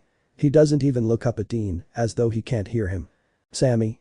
Dean reaches out to put his hand on Sam's shoulder, but it slips right through him. Dean tries again and again, his hand passes through Sam like he isn't there at all. Like he's a ghost. Dean's legs lose the strength to hold him up and he falls to sit on the floor. He sucks in one shaky breath and releases it as a visible mist in the sudden chill of the cabin. The sort of chill that appears around ghosts when they manifest or try to show any sign of their presence. And Sam's a ghost who's manifested, alone and afraid in the cabin in which he died. In which he was ruthlessly killed by a fucking werewolf. A fucking werewolf that Dean couldn't track and kill first, before it had the chance to get Sam. His heart was most likely ripped out and eaten. It's something that Dean doesn't like thinking about, but that's what werewolves do to their victims. The bastard feasted on his little brother's heart, and just killing it doesn't feel like enough. It will never feel like enough. Dean. Dean perks up at his name and scoots closer to Sam. I'm right here. Dean, I'm sorry. You don't have anything to apologize for, Dean says, uncertain if Sam is hearing him at all. Nothing. I'm the one who's sorry. I'd give anything if I could go back and convince you to stay with us. I'd do anything to make you happy with us. Dean, please help me. I don't want to be here. Dean feels a lump forming in his throat, and each breath is a battle to choke air in around it. He can't say words of comfort because Sam can't hear him. He can't offer a hand on his shoulder or a hug because Sam can't feel him. He's as useless now as he has always been when it comes to helping Sam, to keeping him safe. Like Sam, he pulls his knees up to his chest and wraps his arms around them, hiding his face. He doesn't tremble or rock like Sam does, but he shares in the misery of the situation. Sam doesn't want to be there, but Dean isn't going to leave him there alone. He can, at the very least, do that. He returns to awareness slowly, not in the abrupt way that follows being shocked out of a nightmare. And a nightmare, it was. Opening his eyes to see the empty bed on the other side of the room in the moonlight only reinforces the reality that Sam is not there. For all he knows, Sam is still in that cabin. Alone. Afraid. Waiting for someone to come and get him, but no one can see him. He turns to face the wall and pulls the blankets higher to chase away the chill in the room. This time, he won't be sharing the contents of his dream with his father. Schoolwork helps. It doesn't solve all of his problems, but it distracts him from them. He figures out quickly that his right hand is his dominant one. Having to learn to write with his left hand forces him to pour even more concentration into his work, and hours pass by quickly. Much quicker than when he only had daytime television as a distraction. But he becomes frustrated more often than he would like. Frustrated at his lack of memories and why he knows things he can't remember learning. Frustrated at how quickly he tires and how much his injuries hinder him. Frustrated at the merciless headaches he gets more and more frequently. The kind of headaches that leave him in pain for days at a time. His parents call them migraines, and they give him medicine for them, but nothing seems to chase them away faster or make them any less painful. They won't take him to the doctor for them, but he plans to ask about it during his next appointment, and he knows that he has several lined up because of his accident. In fact, he's not sure the string of them will ever end. The few knocks on the door are all the warning he gets before it opens. Sam? It's his mother, with her voice that turns shrill and angry at a moment's notice. At least, for now, her voice is soft and quiet. When he feels the beginnings of another migraine stirring, it's a blessing to hear her whisper. He looks up at her from his book, awkwardly pressed against his left leg and kept open by the splayed fingers of his left hand. Getting a bookmark placed is more effort than it ever should be for such a simple task.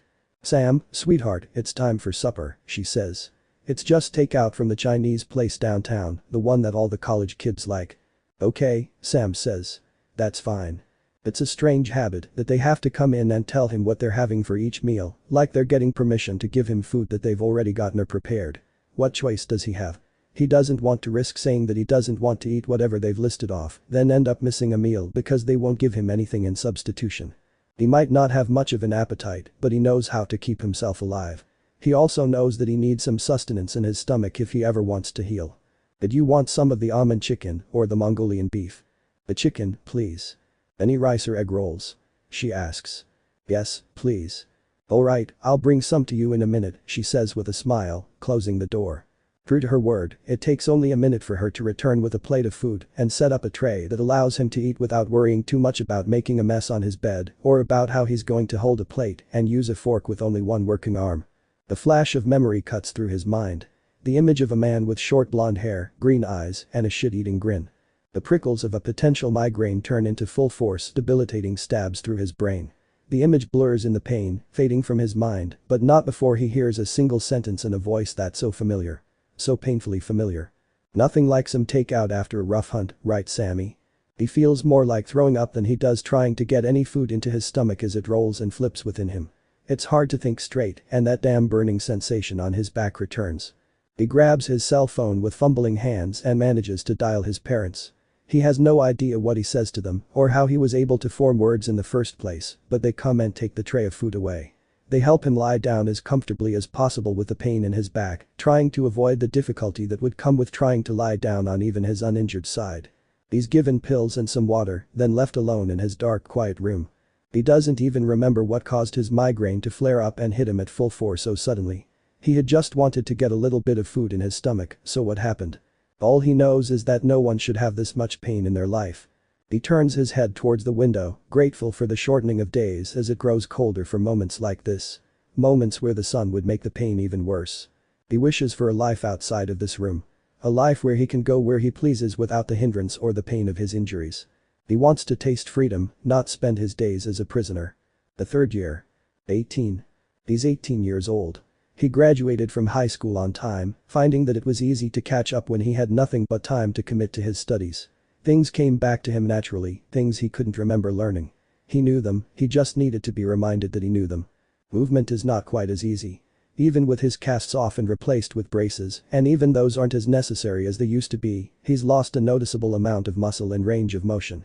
Range of motion that may never return, specifically in his elbow, if the physical therapist is to be believed. Still, he goes to a suffocating, sterile, and falsely comforting building for physical therapy that might not help him fully recover twice a week. He's asked his doctors about his migraines and about the pain in his back that flares up at the most unexpected times, although, when he thinks about it, those flares always precede a migraine, but they always give him the same response. Nothing he's complaining about is unusual given his medical history. He has no idea what that means, and none of them care to explain it to him. There's a cold clinical disconnection between him and the medical staff. After the first few times, he feels afraid to ask more questions. They answer him, but the irritated tone and "are you kidding me" looks they shoot at him leave him more uneasy than he cares to admit. So, he relearns what he might have once known and loses hope day by day that his memories will ever come back. It's been well over a year and not even an inkling of memory has returned. Why would any return in the future? He's really past the point of no return and there's nothing he can do to change that. He graduated, but he doesn't know what to do with his high school degree. Nothing seems to interest him to the point that he feels like he wants to spend the rest of his life doing it, but he attends college courses at the University of Kansas regardless. His father suggested it, and since he doesn't quite remember how to drive, he hitches a ride with his father. The benefits of having a professor for a father, he supposes. And the classes give him something to do, something to think about other than the missing pieces of his life. "How's your side doing?" his dad asks. Sam shrugs. "Okay, I guess. But it's like there's always a deep ache or like my muscles don't want to work like they're supposed to." "Well, the doctors don't think that there's been anything abnormal about your recovery so far," his dad says. "They were very severe injuries, and injuries like that sometimes have long-lasting effects." It's strange how much more at ease he feels around his father than when he first woke up. His mother, too, no longer makes him quite as uncomfortable. She's stopped complaining about their financial situation, and her soft voice makes him believe that she might care about him after all. Maybe it's from being in contact with them so frequently, from relying on them so heavily. Maybe it's because they seem kinder and more mild-mannered than when he first woke up and, honestly, he was on some pretty heavy medication at that time. What if those uneasy feelings were nothing more than the creation of his drug-addled mind? "I know," Sam says. "Did you want me to take you back home? If you're not feeling well, there's no need to force yourself to go to class. Your professors know that you aren't in top shape physically. I'll manage." "Well, if you need a break, you know you can sit in my office or in the library," his dad says. "You're not in danger of failing any of your classes. Far from it, in fact." "I know," Sam says. I don't know. I don't even remember what normal is, but I know that this isn't it. Most people don't have this much difficulty with so many little things. Most people aren't hit by trucks." Sam stares out the window, watching suburbia passing by alongside them. Little houses all lined up with neatly manicured lawns and personal touches to make them just a bit different from the other houses. As they get closer to campus, he sees students with backpacks slung over their shoulders walking on the sidewalk while others stand and wait for a bus to arrive. He might not like to admit it, but that's not an option. He's so easily tired by the smallest amounts of physical exertion, he knows better than to think he could ever be one of the normal kids walking to school. He can't even drive himself to school. He has to get a ride from his dad. He watches as they pull into a parking garage and the world turns into a poorly lit concrete casing. This is the hardest part, getting out of the car and to the building where his first class is held. He kept his wheelchair, sometimes looking at it as it sits folded up and tucked away in the corner of his room, but he doesn't want to be forced to use it. He doesn't want to be seen as weak, despite feeling helpless. He doesn't want to stick out on campus. His professors knowing about his accident and brutal recovery process, along with the lasting effects and ongoing migraines, is bad enough. It isn't much, but the way they look at him is different from the way they look at other students. They watch him because they feel like they have to. They pity him because they know he'll never be the person he used to be. The person he doesn't remember being. I can drop you off closer to your first class if you want, his dad says. Sam shakes his head, heaves his backpack into his lap from the backseat and pushes open the door. I'll be okay. Not that his dad has any reason to believe him. He flashes a quick smile at his dad, hoping to be reassuring, but he's sure it looks more like a grimace than a smile. They walk in silence to the street corner, then go their separate ways after his dad gives him a pat on the shoulder and says, "Don't push yourself. It's better to be late to class than to set back your recovery." Sam continues his walk alone, enjoying the fresh air. He thinks that his recovery should have been over a long time ago, no matter how well the doctors think he's doing. It shouldn't be possible to move and live with such deep pain, along with the threat of being incapacitated by pain for days at a moment's notice. Is it too much to ask for some relief from this misery? Going through the motions is difficult when the slightest motions hurt. Maybe he should have listened to his dad and stayed home. What is he even doing here? Looking for a place where he belongs. Well, he feels just as much like an outsider in his classes and on campus as he does in his own home with his own family. Did he ever feel like he belonged somewhere before losing his memories? It's just another question to which he assumes he'll never have the answer. He puts one foot in front of the other, letting other students pass by him with their determined strides. They have direction. They have purpose. Fervor. Plans. Reasons. They have everything Sam feels he lacks. John waits for the demon to visit Dean in his dreams again, but it doesn't happen. Dean always answers with a shake of his head when asked, and he sees the war between relief and disappointment in his father's eyes. Yes, the information that they can gather from Yellow Eyes visiting him in his sleep could prove invaluable. However, the possible trauma he could inflict in Dean's mind made it into a frightening prospect. Not to mention the danger Dean is in if Yellow Eyes can find him so easily while he's sleeping. He had trouble sleeping for months after that visit, seeing it replay in his mind again and again. Truth be told, he still has trouble sleeping. Seeing Sam smile at him in a way that looked evil and inhuman. Seeing Sam's eyes flash yellow and turn sinister. Although, he's not sure that his current dreams are any better. He doesn't tell John about them.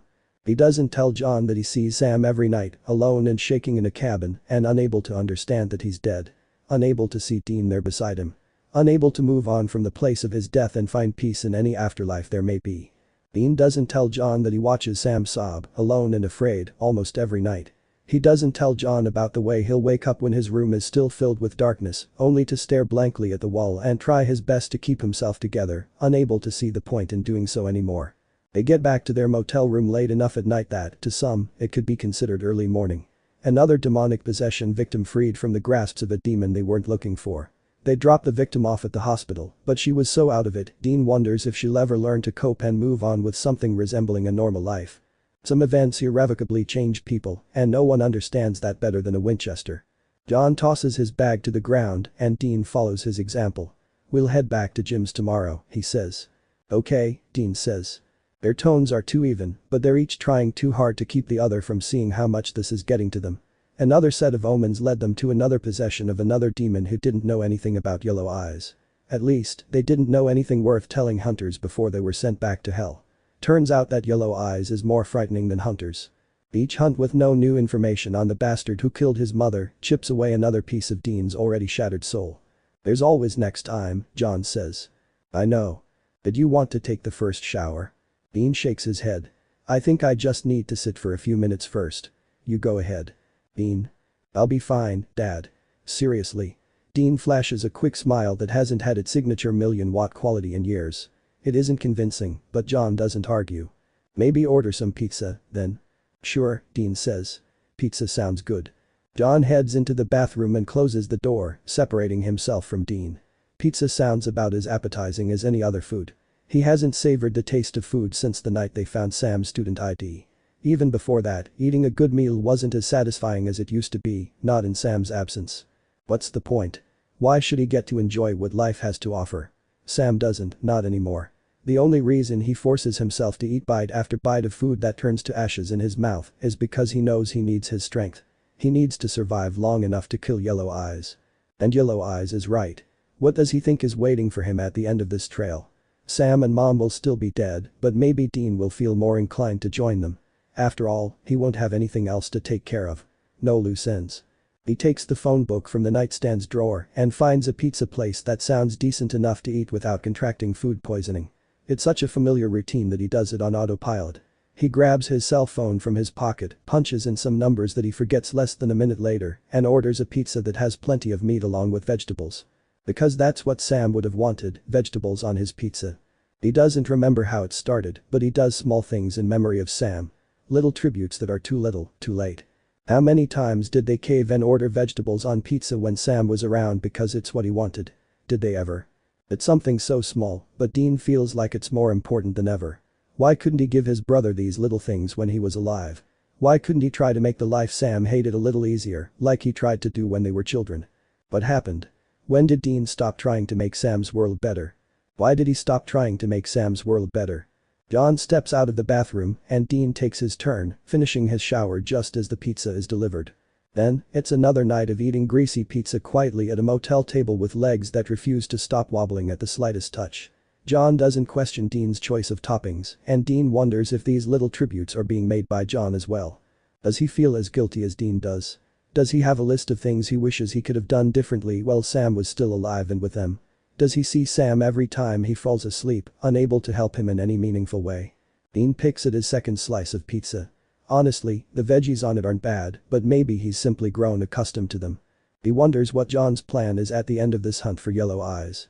Will he keep hunting, driven by some sense of duty to protect those unable to protect themselves, or will he feel the way Dean does and decide that his mission is over? Either way, the future does not look bright or long-lasting for the Winchester family. Dean is more than ready to close his eyes and let it all just fade away. The fourth year. 19 and in his second year of college, he still doesn't feel like more than a high school student, as if he had memories of ever being a normal high school student. The classes are around the same level of intensity that he put himself through while doing homeschooling, but he reminds himself that they're still introduction classes. He's no closer to figuring out what he wants to major in than he was a year ago, so he keeps taking classes that interest him and hoping that something clicks enough with him that he can see himself spending the rest of his life doing it. This class is among those that might lead him into a potential career. It's basic American history, the settlers and the colonies and all the way up to the Civil War, but the current topic fascinates him to no end. The Salem witch trials. Well, there's a lot to make him believe that the women tried and executed as witches during those times weren't true witches. There's a feeling in the back of his mind telling him that real witches do exist. He can't explain it or fully grasp onto the reasoning behind that belief, but he knows it to be true as surely as he knows his first name is Sam. The idea of there existing people who cast actual spells that work enters his mind and it won't leave. The witches in Salem were executed by hanging, but he wonders if that would work on a real witch. If they have the ability to use magic, why would they ever allow themselves to be caught in the first place, and not to mention allow themselves to be killed with conventional means? Couldn't they cheat death? Surely, they'd be able to cheat death if they have magic at their fingertips. Once the professor moves on to the next topic, Sam stops listening. He's too absorbed by the idea of witches, and he knows they're real. They're the only thing that's made perfect sense to him so far. There's a voice in the back of his head that's telling him he's insane if witches, of all things, make sense to him, but he drowns it out. He might not know much, but he knows when his gut instinct is right. By the time his class ends, he can't remember half of the lecture. He feels his new manic obsession crawling up the walls of his sanity, and he's prepared to add fuel to that fire through the use of the library's computers. His search brings up dozens of pages of results, and he begins working through them from the top. It's a disorienting amount of information to sift through, and it's difficult to tell which version of which would be the real one, given the variations from culture to culture and era to era. He's fallen into his own world while researching, and when a hand lands on his shoulder, he jumps in his seat. Sorry. Didn't mean to scare you. Sam looks over his shoulder, hoping that his heart will get the hint that it can calm down now. It's one of his classmates standing over him. A girl with her light hair cut into a short bob and bracelets that clink against each other lining her arms. He doesn't know her name, but the way she's staring at him with her dark brown eyes makes him feel like he should. Like her name is another piece of his old life that he's forgotten. It's fine, he says. I was just a little deep in thought. A little? She asks, slipping into the seat beside him. You've been staring at that screen for a solid half hour. She leans over and reads a few lines of the website he has pulled up on his screen. Witches. Man, you must have really liked today's lesson, huh? I guess, Sam says. I couldn't stop thinking about the idea of witches. I know it sounds crazy, doesn't it? Why would it be crazy? She asks. Witches are real, and I've seen it. Sam turns his full attention to her, but his mind has gone blank. He isn't alone in his belief, and she claims to have seen real witches. "You look like you've seen a ghost," she says, her lips curling into a smirk. "Which, by the way, are also real." "How do you? How do I know?" Sam nods. "There's a whole other world that most people could never dream of, and we live alongside it. Sometimes, those worlds collide, and it's something you never, ever forget," she says. Excitement fills her voice, and she sounds breathless as she speaks. "Things that you could never imagine. Powerful ancient things whose kills are written off as accidents or bizarre occurrences. The handiwork of lunatic serial killers who are never caught." Sam's entranced by her words and sees them as truths that he's known for a long time without knowing. He's wrapped in the world she paints and finds himself as part of it in some way. Some meaningful way that lets him be something more than another college student wandering aimlessly through life. He's connected to it, and he feels that connection as surely as he feels the aches of his forever broken body. She stands up and holds out her hand to him. "Do you want me to open your eyes to that world of shadows, Sam?" He doesn't question how she knows his name, and it never crosses his mind. He wants to know about her and this world of hers, not about how she knows about him. So, he grasps her hand in his and stands up. "There's no going back," she tells him. "Maybe not," he says. "But at least I'm going forward." She tightens her grip on his hand and leads him out of the library and through the halls. She doesn't walk too quickly, probably as cognizant of his pronounced limp as everyone else, but she doesn't say anything about it. For that, he's grateful. It's something that he doubts will ever fully fade, but he doesn't want the attention it brings. He hates the way people stare at him. The way they whisper about how they imagine he ended up this way. As if they could ever understand something even he doesn't know. "What's your name?" Sam asks as they walk. She glances at him and flashes a quick grin. "Meg." He wonders why he drags himself out of bed anymore.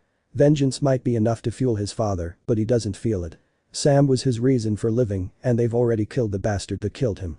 His vengeance was complete. He'd never admit it to John, but he barely remembers his mother. He has vague inky memories of Mary, but nothing concrete and nothing that he's certain he hasn't fabricated from stories, pictures, and his own desires to have something to hold onto of her. No, he doesn't have a reason to stay in this world other than to keep John from completely losing it over the deaths of his entire family. So, he lets himself be dragged from demon hunt to demon hunt across the country. While every dead end makes him feel a little more defeated, it only seems to make John try harder. Research more. Dean doesn't understand it. The man he used to see as an idol and a hero has become nothing more than a madman suffering from two deep losses and trying to convince himself that he can make up for those losses somehow. As if killing the things that murdered his wife and son can outweigh the fact that he wasn't there when they needed him the most. As if vengeance can make up for the fact that Dean's failed Sam more times than he can count. Pastor Jim sits across from him at the kitchen table. John has opted to eat in the room they've been using for research and tracking, more obsessed now than ever before. Dean doesn't see him as often unless they're in the Impala on their way to or from a hunt, or they're in the middle of a hunt. Otherwise, John keeps to his research and Dean lets him do the bulk of it, helping only when asked. Dean pushes his food around more than he eats it. He hasn't been hungry in a long time and he knows that he needs food to keep his strength up.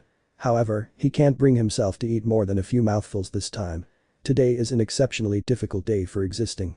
"You should really eat some more, Dean," Pastor Jim says. "I don't want you becoming skin and bones under my roof." "Sorry, but I'm really not hungry today." "You aren't hungry any day." Dean shrugs. "It's hard." Pastor Jim sets his fork to the side. "I know it is, Dean, but they wouldn't want you to hurt so much. They'd want you to live. They'd want you to find happiness." "They were my happiness." Dean. "No, Pastor Jim. I know you've been trying to help me and convince me that there's a reason for everything and God is watching out for us. That he has some divine plan and this is all a part of it. That it'll get easier with time, but it isn't. But I can't believe those things. I can't believe in a divine being who would let people who were good and innocent, like Sam and my mom, die in such horrible painful ways." Pastor Jim doesn't say anything and after a minute of silence, Dean gets up and leaves. He heads to the sanctuary his room has become. His room. Not the room he shares with Sam. Because Sam is. Dean blinks back, the tears forming in his eyes, and moves to look out the window instead of at the extra bed in the room. He touches his fingertips to the chilled surface of the window, leaving marks on the glass. It's been a long time since the thought of Sam has brought tears to his eyes, but the feeling of his loss is growing larger and larger, leaving an icy pit in Dean's soul. It's starting to hurt. It's starting to reach the point where Dean feels physical pain, and he's not sure how much longer he can live with it. The sun is just dipping below the horizon, and the night, which comes earlier and earlier as winter nears, that's following it is still. It makes time feel frozen, though if Dean had a choice, he wouldn't freeze this moment. He'd freeze one of the moments where he hung out with Sam. One of the moments where Sam truly smiled and enjoyed himself despite being in a life he hated. He's starting to forget the sound of Sam's voice. Sam's features are blurring in his memories, but he tells himself that Sam would look different now anyway. He'd be 19. A man. Dean would take him to strip clubs and try to embarrass him. He'd take him to bars with a fake ID where they could hustle the locals together. They'd be a team. A few knocks on the door pull him from his thoughts. "Dean?" His dad asks, pushing the door open. "Yeah? I got a call from someone I used to know. She says that there might be some trouble brewing around her. Some demon trouble." "That's specific," Dean says. John sits on the bed that's supposed to be Sam's, and Dean sits on the opposite bed. "Her name is Missouri. She's a psychic, and she was the one who first introduced me to the world of the supernatural after I refused to believe that Mary's death was the result of faulty wiring." "So, that means she's..." "Yeah. She's in Lawrence," John says. "We might have to go back." "I don't want to go back there," Dean says. I can't." He promised himself he would never go back to Lawrence, not when any chance he had of having a complete family and normal life burned there. He doesn't have many memories of that time, but he remembers the eerie glow of the flames as they painted the hall from within Sam's nursery. He remembers the heat and the fear that told him something was terribly wrong, even if he was too young to understand it. He remembers the weight of swaddled Sam being shoved into his arms and his tiny legs carrying both of them out of the house. Carrying them into a life that he'd love and then hate. A life that Sam always hated. "I know it'll be tough, but it makes sense, doesn't it? If it's him, that is." "How? How does that make any sense?" "Well, if it's the yellow-eyed demon and he's trying to draw us out, it would be morbidly poetic to take us back to the place where this all started," John says. "We don't know that there's anything going on for sure," Dean says. "Maybe Missouri is wrong." "I doubt that, son. But you're right. There's a chance it might be nothing, or that it's some run-of-the-mill demon. We'll do some research, and we'll go from there." Dean nods, and John leaves the room after giving him one solid clap on the shoulder. A solid clap that feels too final as it sinks in that he might have to return to Lawrence, Kansas, of all places. He's not ready to go home. The fourth year. Meg is different. She's a fire fueled by rebellion and radical ideas that Sam can't deny are true. He knows they are, though he can't explain why. She takes him to a cafe on the edge of campus in her sleek car that runs so quietly, Sam barely hears it, and his mind can't shake off the vague image of a car not nearly so modern or quiet. She picks a table in a corner and buys a couple drinks, a few pastries, and a sandwich for each of them. "I picked out what I like," she says. "Hope that's not a problem." Sam shakes his head. "Not like I remember what I like anyway." "No. I was in an accident when I was 17. I can't remember anything from before it," Sam says. "You don't exactly come off as the brain damage type," Meg says, taking a large bite from one of the pastries with a red fruit filling, wiping away the filling that escapes the side of the pastry and trickles down the side of her mouth. "I guess that'd explain your limp, though." "Yeah," Sam says. "The doctors have done scans and just about every test they could think of, but they say there's no reason for me not to remember. It's been long enough at this point that I've given up on hoping that any memories will come back." He doesn't quite understand why he's telling Meg, who's practically a stranger, so much about this strange life of his, but he can't stop himself. Something about her draws him in and makes him feel comfortable, like he can trust her. Like she's an old friend he can't remember having. "That's a shame," Meg says. She sounds sincere enough, but there's something else tinging her tone that Sam can't quite put his finger on. "It is what it is," Sam says. "My parents have been great about all of it. The lack of memories doesn't seem to bother them at all." "You don't find that strange?" Sam takes a drink of the creamy, sugary concoction that Meg gave him to buy time to answer. Of course he finds it strange, but maybe that's just the kind of people his parents are. They go with the flow and accept what can't be changed. "I guess it's strange, but maybe they don't want to freak me out, you know. Like, they don't want me to see how they really feel about it because it's not my fault that I can't remember." "Maybe," Meg says. "Anyway," Sam says, "you were going to tell me all about that other world, weren't you? The one filled with creatures and darkness." Trying to get straight to the point. "I can admire that." Meg takes a deep breath before she continues. "It's taken me a long time to piece together a history for supernatural creatures, but I think I've done a pretty decent job. Are you ready?" Sam nods. He's ready. Hell, he's been ready since she first offered to open his eyes to the world he doesn't know exists. He's so ready that he can feel every nerve in his body humming with anticipation, while his brain churns out impossible stories that might not be as impossible as he believes. "In the beginning, there were angels," she says. "Archangels, and I'm pretty sure you've heard of them if you're the least bit religious. The only two I'm going to mention are Lucifer and his older brother Michael. Wait, angels are? Yeah. Angels are real, Meg says. Makes you wonder why they don't help out humans, doesn't it? Sam nods. They're supposed to be benevolent, aren't they? He remembers stumbling across a Bible verse while he was working on his homework last year for a philosophy class, and he remembers how it sparked enough interest for him to check out a copy from the library and read it from cover to cover. Sure, he dreamed for a few weeks that an angel would come and heal him, returning his memories and complete mobility, if he prayed. But nothing changed, and that hope dimmed a little more each day until it faded away altogether. Well, they aren't exactly what people claim they are, I can tell you that much, Meg says.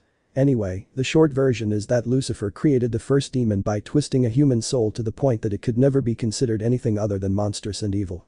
Michael, as per God's wish, cast him into a cage in hell, and Lucifer is still there today, waiting for the moment of his release. How do you know all this? My introduction to this world wasn't a fun one, Meg says. I came across a demon or he came across me, depending on how you look at it, and he explained about angels and demons and how he's working to release Lucifer again while he tortured me. Turned out he just needed the blood of a virgin, but he wanted to have fun with it, you know. I'm sorry, Sam says, because what else can he say in response to that? It sounds insane, but he believes her. What would she gain from spinning lies that crazy? I get it. It's not the most pleasant or rational thing to hear or even think about, but I learned to adapt and protect myself from that world. And let's just say I've made damn sure that no demon will find my blood worthwhile again. I am sorry, though, Sam says. That you had to go through it all. That you had to find out about the world in that way instead of having someone explain it to you over lunch at a cafe. Moving on, Meg says. Angels and demons are just the tip of this iceberg, Sam. Sam settles into his seat, ready to listen and learn from her enrapturing words. I've double-checked and triple-checked, John says. Lawrence is definitely having a demon problem. Electrical storms. Cattle deaths. The signs are all there. Maybe. No, Dean. There isn't a maybe. We have to go back home. I know you don't want to, and believe me, I don't either, but we have to. This might be the end to it all, John says. What if it is? Dean asks. What if it is the end to it all? What are we supposed to do after? Find hunt after hunt until we don't make it out alive. I don't know, Dean, John says. Let's handle one thing at a time. Go pack and get a good night's sleep. We'll leave in the morning and meet up with Missouri in the afternoon. Dean doesn't make any indication that he's going to move, silently standing still, but a gentle pat from John right between his shoulder blades sends him into motion. He raises one foot, then the other, and climbs the steps slowly. The air is thick and weighs down on him, leaving him feeling like he's walking through water or moving in a dream. If only all of this was a dream. In his room, he doesn't pack. He never unpacks anymore, not finding any point in removing his clothes from his bag, only to refill it a day or two later. It's not like he has that many possessions. He wonders where Sam's possessions are, but he knows they were most likely stolen or tossed aside when someone came across the place. He must have left them, since he never went back to collect them. He considers, for only a second, that he should go back to every motel in the area of the werewolf that killed Sam. He should go and ask the front desk if they'd ever seen him, holding up one of the old pictures in which Sam never smiled, not really. But too much time has passed since then, and he doubts anyone would remember a kid from that long ago, especially considering Sam always tried his best to avoid attracting attention. He wonders why they never thought to search for his stuff earlier, if only to keep his possessions are proof that he was alive once. Sleep doesn't come easily for him that night, not with the knowledge that he's heading back to the ashes of a life he lived for 4 years in the morning. Nothing good can come of this. Nothing good at all. They're still at the cafe when the sun sets, and Sam realizes that he missed all of his afternoon classes while he listened to Meg paint an elaborately vivid and terrifying world with her words as the brush and his mind as the canvas. His phone vibrates in his pocket as he takes another sip of a freshly made drink, feeling like he's consumed half of the menu throughout the day. Meg pays for each order without complaint, but Sam can't help feeling bad about it. He doesn't have money. He doesn't have a job or an allowance. His parents pay for what he needs, and he's not sure how well he'd do in the working world without memories or a body that functions at 100%. He pulls his phone from his pocket and shoots an apologetic look at Meg, but she just shrugs and focuses on her plate. Hello? Sam? It's his dad. Where are you, son? It's time to go home. Sorry, Dad, he says. I made a friend. She took me to lunch, and we sort of lost track of time. His dad sighs. I don't mind that you're making friends, Sam, but you have to tell me when you're going off campus and when you're going to be late. You know I worry about you, especially after your accident. Sorry, do you need me to come pick you up? Sam looks across the table at Meg, who mouths that she'll give him a ride home. No, I can get a ride. If you change your mind, call me. Otherwise, I'll see you at home. Okay. Bye, Dad. The call ends, and Sam knows that his dad is more than a little miffed with him. It was an honest mistake. He didn't mean to lose track of the time and forget to let his dad know that he left campus. Yet, he can't deny the thrill it brought him to do something he knew he shouldn't. Meg's spark of rebellion, it seems, has spread to him, and it's a fire that cannot be put out. It's a dangerous thing, threatening to make ashes out of all he knows in life, but it feels right to make his own decisions. It feels right to be away from his parents and to regain a fraction of the independence he never remembers having, if he ever had it in the first place. Bess, it's time to get you home, Meg says. Yeah. Meg stands up and collects the garbage from the table, tossing it into the nearest trash can. No need to sound so excited. Sam stands up with a hand from Meg and shrugs. It's just that I've never gotten to do something like this on my own. Well, not that I remember. I don't really want it to end. It doesn't have to be a one-time deal, Meg says. I'll see you in class, I'm sure. We can trade phone numbers and figure something out. Will you tell me more about the supernatural next time? Sure, Meg says. Maybe I'll even find a haunted house in the area for us to visit. Really? Meg laughs a bit. Yeah, why not? It'd be fun. So, it's a date. The question leaves his mouth before he can stop it, and he feels the blood rush to his face as his cheeks heat up. I didn't mean I just. Meg shoves his shoulder, not putting any real force behind it. You're overthinking things. It's a date. He has a date, and it's not a topic that he's given much consideration, and the remnants of his injuries keeping his self-esteem low doesn't help, but he feels lighter. He feels giddy and electric. It crosses his mind that he needs to tell someone, but it's not his parents he wants to tell. He doesn't have friends to tell, but there's the image of someone he knows would be proud of him. He just can't fully form that image in his mind. He can't reach it, and every time he gets close, it slips away and sends a bolt of pain through his skull. You okay, Sam? Sam didn't notice that he stopped walking at some point. He shakes the odd thoughts of people he can't remember from his head and closes the distance that's formed between himself and Meg. Yeah, he says. It's nothing. Missouri's house is unassuming and sneaks up on him. If Dad hadn't known which house exactly it is, Dean is sure they would have been driving around Lawrence all afternoon and well into the night. There's nothing that makes him think a psychic lives in this house. It's homey and clean and everything that Dean thinks his house would have been had it not burned with his mother inside of it. Missouri, too, is not what he expected. She's got a lot of authority packed into her for a small woman, and Dean doesn't question her when she orders them into the living room and has them take a seat on the couch, threatening to whack them with a wooden spoon if they dared to put their feet on her coffee table. She returns to the room with mugs of coffee for them, and Dean is thankful for the warmth to ease the eternal chill of his organs in Sam's absence. Coffee is also one of the only flavors that still register with his taste buds. Bitter. How fitting. Missouri takes a seat in the chair across from them. John, I'm so sorry for your loss. John nods. Thank you. He was such a sweet baby, Missouri says. Still innocent about the world around him and the darkness it held, despite being the victim of it at such a young age. I wish I could have seen him again before. Yeah, John says. I'm sorry I never came back, but Sam did keep that innocence. Even after he learned about the supernatural, he still had something about him. A purity that attracted evil. I'm not surprised. I didn't say anything at the time, but I'd have bet my life that he had powers, too, Missouri says. What? He wasn't a psychic, Dean says. Oh, but he was Dean. Some psychics' power will remain dormant for decades, and some never unlock those powers at all, Missouri says. That's not what you boys came here for, though. It's not, John says. So, tell us what you know about the demons. Probably not much more than you know, Missouri says. Something started feeling dark in Lawrence about 2 or 3 years ago, but that seemed to be faint and faded rather quickly. There weren't many signs that pointed to demons until a few months ago. That's when things really kicked up to the point that there had to be some nasty creatures moving into the area. Why? Well, I don't know the answer to that one. Do you think it could be the demon who killed Mary? I can't know for sure, John, Missouri says. But the darkness that I felt in the city a few years back is nothing compared to the evil that arrived a few months ago. That, whatever it is true evil. A true evil that's very reminiscent of what I felt when you took me to your old home after the fire. Why else would it return to Lawrence if it didn't want to draw out me and Dean? I don't know. Sometimes, there isn't any rhyme or reason to evil. But if I had to guess, I would say that it might be preparing to destroy another family. This sort of evil is smart, and it's going to take its time if it means doing the job properly.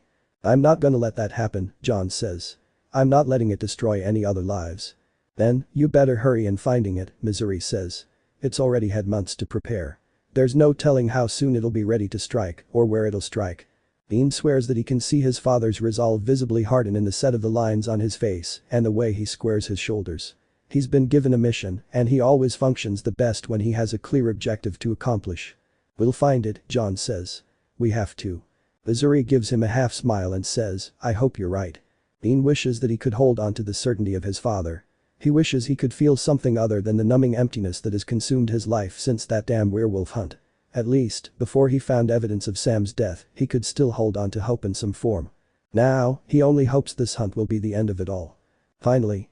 The 4th year. He drives through the streets of neighborhoods that aren't familiar, but feel as though they should be, with a series of similar houses lining the road with gardens and neatly trimmed shrubbery. This is the place where, if life was fair, he'd have grown up. He would have had 2 parents, a pesky little brother, friends, some girlfriends, and a steady job. Maybe he would have joined some sports teams or spent his evenings and nights at parties, disappointing his parents who would care enough about what he did to be disappointed in him in the first place. It's tough to imagine that life. After all he's been through, it seems like such a life should be impossible. Missouri is nice enough, but she must have read him and his discomfort at hanging around her home without reason. At Pastor Jim's, he has a room and it feels like a second home. Shutting himself into the guest room of a stranger's house isn't the same. It doesn't feel right. Instead, she sent him off to scope the city for anything unusual. So far, the only unusual thing he's seen is the lack of students staggering around drunk. Isn't that supposed to be a staple of college life? It hurts to watch college kids go about the local campus and follow their normal routines. It hurts because Sam would be around that age if he'd lived. And maybe he's tearing open wounds that have never fully closed, but he can't stop himself from watching and wondering what Sam would look like now. Would he have grown taller? Taller than Dean? Would he be happier now and have grown out his hair into the shaggy mess that Dad always wanted to cut? They're nothing more than fantasies, but he wishes they could be true more than anything. He leans forward and is ready to restart the Impala and head back to Missouri's place to let them know that he hasn't found anything exceptionally odd. Then, the hairs on the back of his neck stand at attention. He looks around but doesn't find anybody watching him. He doesn't see any supernatural occurrences to cause it, and his EMF detector stays silent once he flips it on, letting him know that ghosts are also ruled out. The couple walking on the sidewalk beside the Impala catches his attention. The man is tall, but he's hunched in on himself and walks with a limp, like the movement pains him or he's incredibly stiff. He seems to be in a good mood, laughing softly as the woman next to him grins. Her grin sends shivers down his spine, and he knows that something isn't right with her. He can't explain it, but she sets off every alarm bell in his head, and he knows that the guy with her must have no idea that anything could be wrong with her. The guy has the luxury of ignorance when it comes to the supernatural, probably having grown up with regular parents in a boring house that he's lived in since the day he was born. The guy looks at the Impala as they pass it, and his eyes meet Dean's. Dean swears that he knows the guy, but he can't place where. If he was a victim on a past case, then he would more likely be aware of the danger walking alongside him. If he lives in the town, then Dean would have never crossed paths with him before. They've made it a point to never return, but extenuating circumstances have forced them back. The guy turns his attention back to the girl, and Dean's left with an odd, unsettled feeling in the pit of his stomach. He waits until they're farther away before turning the key in the ignition, but he doesn't let them leave his line of sight. And he follows them, knowing from years of experience not to ignore a gut feeling, and his gut is telling him that the girl is trouble. He refuses to let anyone else in Lawrence be a victim like he was, stranger or not. They barely make it to the end of the block before Dean finds himself parking the Impala again. The guy doubles over, clenching his head, and Dean's first thought is that the girl's done something to him. He doesn't know what, but he knew when he first saw her that she would be trouble. Now that he sees there's something wrong with the guy she's with, he slips fully into the hunter mindset. There's a threat, and he's likely the only one around who can save that guy. He gets out of the Impala, patting the pocket inside of his jacket to make sure there's still a flask of holy water in it. It has to be a demon. There are the omens, and she's giving off the kind of ancient, dark vibe that he's only experienced near demons. The words of an exorcism dance on the tip of his tongue, but it wouldn't be his best idea to exorcise that black-eyed bitch in the middle of a college campus. He walks towards them, glad they haven't moved much with the guy being in some serious pain. What throws him off is how she's talking to him in a soft tone, trying to soothe him with her voice, while she slings one of his arms over her shoulders and supports the majority of his weight like it's nothing. As he gets closer, he can make out her words. "Hey, you're gonna be okay," she says. "I'll get you back home, and your parents will help you. You said that you have medicine for this, didn't you?" Dean stops in his tracks. The kid has medicine for this. He doesn't know what this is, but if the kid has medicine, it probably isn't caused by a demon or anything else supernatural. He's really losing it. He was so ready to believe the worst that he might have very well attacked a random college student. She still has a vibe about her, there's still something not right, but that's not enough for him to do more than observe her. He shakes his head and lets out a sigh. What the hell is wrong with him, jumping to conclusions? If something supernatural had been going on, then it would have been fine. But he could have hurt someone who didn't deserve it. He really needs a break after they're done here. Maybe it's just being back home that's messing with him, and getting back to Pastor Jim's will help clear his head. He starts to turn, but stops when he feels goosebumps cover his arms and a shiver crawls up his spine. He looks at the couple from earlier and finds the girl staring at him while the guy looks barely conscious, being fully supported by her and looking like he's working only on muscle memory to stay standing. She grins at him. "Something the matter, Dean Winchester?" Dean tenses and slips his hands inside his jacket, gripping the flask of holy water he thought he wouldn't need to use. "How do you know my name?" "Winchesters are popular where I'm from," she says. "But it's not you I'm interested in." "Well, I'm pretty interested in you and what you want," Dean says. "Mind filling me in?" "I'm flattered, but you and your daddy aren't a part of this. It'd be best to head back to whatever hole you crawled out of." "Not happening." "Suit yourself, then. I warned you, so if you get in the way, you only have yourself to blame." "What do you want with him?" Dean asks, jerking his head towards the guy leaning against her. There's still a familiarity about the guy that Dean can't place, but it sparks a protective instinct that he hasn't felt in years. He might not know the kid, but he doesn't want to see him get hurt. Not if he can help it. She glances at the guy, then back at Dean. "It doesn't matter. Not to you. Humor me?" "No, I don't think I will. Your tough guy act isn't working on me." Dean takes a step closer and finds himself unable to move beyond that point.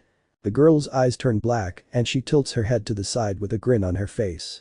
Dean feels his feet leave the ground and the hood of one of the parked cars lining the sidewalk give way as he lands on it before rolling onto the ground.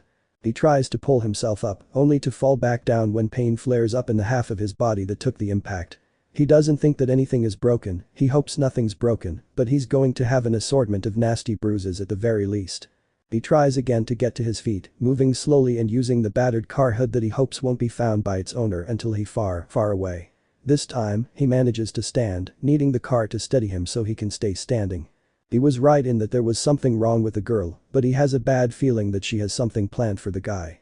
The worst part is that he has no idea where they've gone. He knows he wasn't down for that long, but the girl has demonic power to work with and clearly booked it out of the area.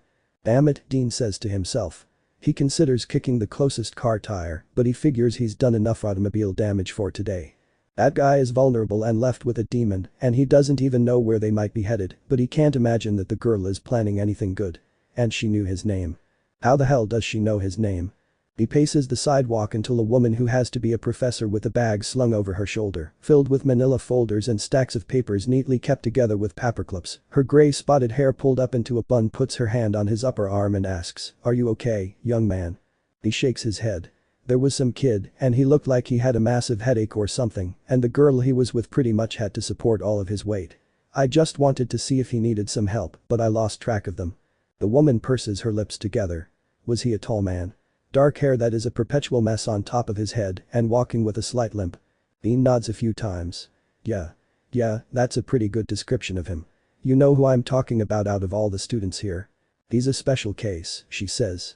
"His dad works here and we're all aware of his son's medical issues. I'll have to contact Dr. Burrows and let him know that there's been another episode. Thank you for telling me. Dr. Burrows must be worried out of his mind." "Yeah, no problem. I just didn't want something to happen to him." "He'll be fine," she says. "This isn't the first time and I'm sure it won't be the last. If you'll excuse me, I really need to be going." Dean nods, but the woman is already on her way to, presumably, Dr. Burrows' office to inform him about his son's whatever it was that Dean saw. There's still a nagging feeling telling him that he needs more information about the situation, about the demon-possessed girl and the weirdly familiar guy with her. There's no harm in following the professor, he figures. It isn't like he's going to hurt her. Hell, she'll never even know he's there. Meg becomes the highlight of every day for Sam, a refreshing rush after years spent confined within his room recovering. She has an edge to her, a dislike of normalcy and routine, and an obsession with the supernatural world that she spends hours describing to Sam. She leaves a taste of danger on his tongue, a touch of rebellion he's never known before. He finds himself thinking about her even when she's not there, and he can't stop dreaming about the world of monsters with himself as a part of it. It's thrilling and frightening and sends adrenaline pumping through his veins, but he feels like an addict who can't stop indulging in his drug of choice. Even with his head throbbing in time with his heartbeat, he can't stop thinking about her. She didn't freak out when he got a migraine, she managed to coax his address out of him while he was barely conscious, and she got him home safely. She helped him into bed and found his medicine in the bathroom attached to his room. He doesn't remember if she stopped to talk his mom before leaving, but he does remember hearing voices. The sun is most likely still up, but it's dark enough in his room to nearly fool him into thinking it's nighttime. He hasn't fallen asleep yet, he knows he hasn't, but he suspects he will soon. He can already feel the allure of unconsciousness and the blissful nothingness that accompanies it. His phone buzzes on the nightstand, but he doesn't bother looking at it. His limbs are too heavy to reach over and grab it, and the blankets embracing him are so warm, he doesn't want to move and shift them away from their perfect positioning. No, whoever is messaging him can wait until his head isn't trying to collapse in on itself. He feels like some sort of secret agent following the professor through the streets of campus and then into one of the large ancient-looking buildings and through the hallways filled with pictures of people he'll never know. It smells just like the hundreds of hallways he's been in throughout his school days, and that brings back a lot of memories that he doesn't care to remember. Memories that all included Sam, up to the point when he graduated and Sam still had a few years left in high school. Years that he never got the chance to finish. He watches the woman knock softly on the door of one of the offices lining the hall, then the door opens and lets her in. He considers eavesdropping, but he doesn't think the conversation will be long enough for him to linger, then find a place to hide. The woman came off as the type to keep things short and simple. No mincing words. No small talk. Dean can't appreciate that. Not right now, but in a general sense. Right now, it just makes things more difficult for him. Instead, he glances at the name on the office door and commits it to memory: Gary Burroughs. He doesn't know who Gary Burroughs is beyond being a professor at the university and the father of the guy who's, likely unwittingly, hanging out with a demon, but he's determined to learn everything about Gary that the internet has to offer. Satisfied with the amount of information he has and figuring that it's about as much as he'll be getting, Dean slips out of the building before their chat in the office is complete. No use in hanging around and getting himself caught for creeping in places he doesn't belong. Besides, a name is enough of a start for now. Hopefully, he'll be able to track down the guy he saw earlier and get information from him about the demon. Even if he doesn't know the supernatural side of things, he should be able to provide an address or a name. They don't need much more than that to take care of the demon problem here. And then they can get the hell out of Lawrence, once and for all. When he wakes up, his head feels better, but he doesn't feel rested. If anything, he feels exhausted, like he spent the last however many hours doing non-stop physical labor instead of sleeping. So, he doesn't move. He remains laying down in his cocoon of blankets to fight off the chilling air of autumn and waits, prays for sleep to return. Of course, when he wants to sleep, he can't. But he doesn't plan on doing anything else, so he stares at the dark walls of his room, seeing the shadows move in impossible ways, which has happened fairly often since he started talking to Meg. A few soft knocks on the door are the only warning he has before it swings open and his dad enters the room. "Sam?" he asks. "How's your head?" "Better. I'm just tired," Sam says. His dad comes closer and sits on the edge of the bed. "Well, your migraines tend to exhaust you. If you take it easy for a few days, you'll be just fine again." "I know. I know you probably don't want to talk about it right now, but I'm worried about you. You're missing classes. You never skip classes, not unless you get a migraine or don't feel well," he says. "You're never home anymore, and even when you are here physically, you certainly aren't here mentally. I think that Meg girl is a bad influence on you. She's the first friend I can ever remember having. You don't have to change yourself for your friends. Your mom said Meg was quite rude to her earlier when she helped you home. While I appreciate her helping you when you needed it, I'm not sure that she's the type of person I want you hanging around. I'm an adult, Dad.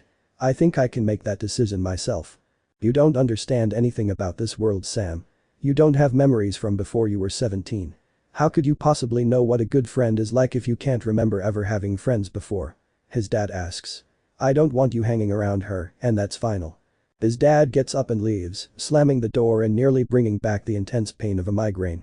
Sam tries to relax again, but his anger is tangible and filling him with an energy that his body doesn't have the strength to use. How dare his dad think that he can forbid him from having a friendship with Meg? How dare his dad think he knows nothing about this world when he probably knows more about it than either of his parents can imagine? Meg opened his eyes. She's helped him. She's taught him. Maybe she was a little rude to his mom, but his mom comes off a little strong. She comes off as someone who's perpetually angry until she cares enough to show her softer side. He's been rude to her plenty of times during his initial recovery. What's the big deal? And why? There has to be something more. They have to have a reason they aren't telling him. Do they know something about Meg that he doesn't? What could they possibly know about her that he wouldn't know? There's a lot that isn't making sense, and he knows it isn't because of his drained mind from his recent migraine. Someone is hiding something from him. It might be Meg. It might be his parents. Hell, it could be both. He just knows that he doesn't like it. And he's going to get answers. The atmosphere in his home has shifted, and he knows better than to delude himself into believing it's a temporary situation. Is it his fault that he's become, once again, a prisoner in his own home? Is it? All he did was make a friend. How is that a bad thing? How is that worthy of punishment? It just doesn't make sense to him. His parents are quiet around him, avoiding him for the most part.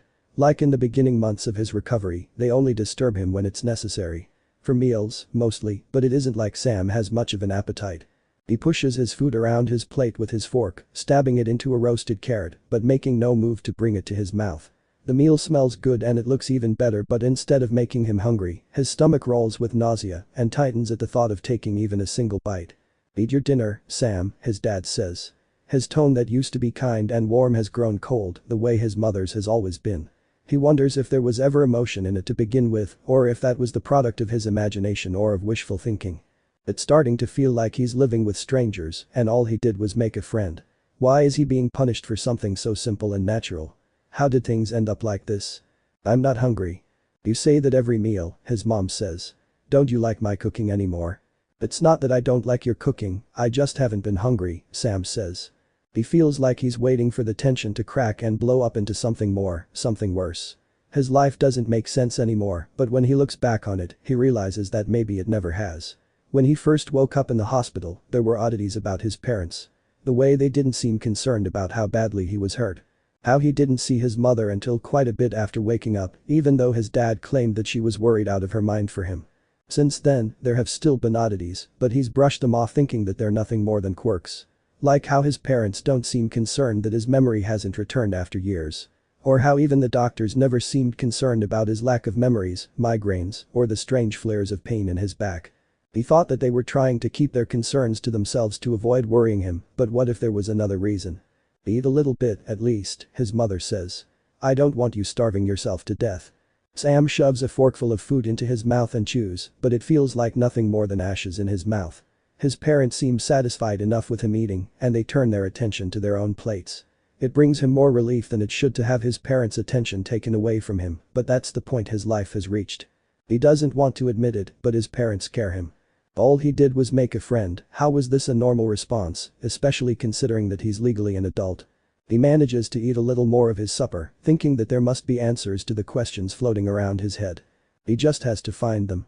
Barry Burroughs. Dean burns the name into his mind and starts his hunt for information. Who is this man, and who is his son? Who is the demon the guy hangs out with, who apparently knows Dean by name? He isn't used to the surge of motivation that fills him, but there's something important about the Burroughs family.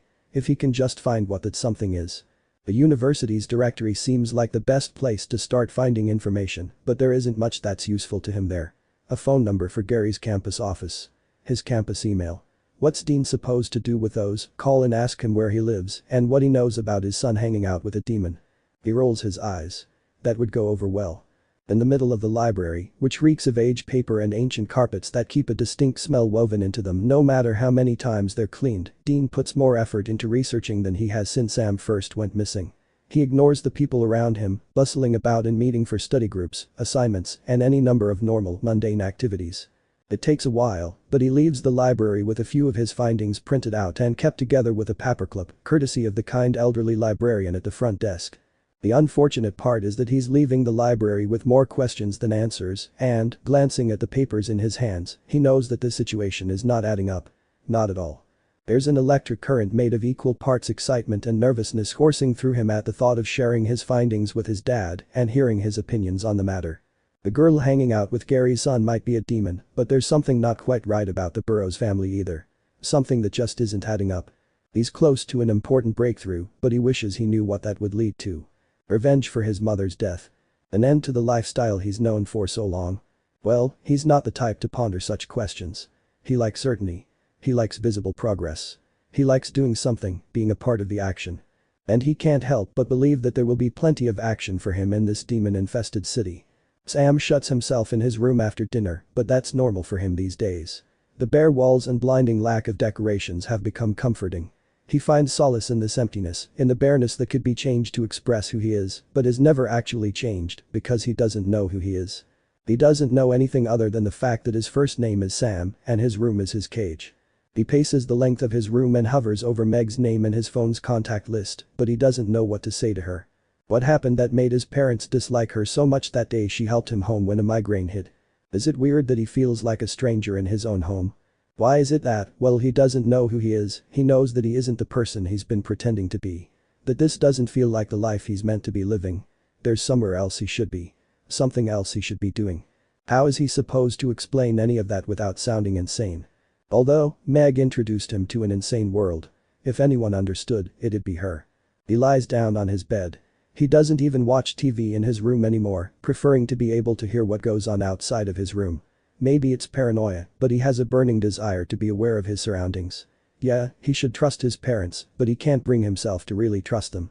Nothing makes sense to him. Thinking back, he's not sure it ever has. At least, not since he lost his memories. It's a little cold, but he opens the window in his room just a bit, taking in lungful after lungful of fresh air, crisp and revitalizing without a trace of summer remaining. It doesn't take away the tightness in his chest that accompanies his thoughts of his identity crisis, not completely, but it lessens it. His head hurts, and that pain effortlessly escalates into a migraine when he thinks about those questions too much. When he thinks about his identity too much. So, he lies back down on his bed and closes his eyes, trying not to think of anything.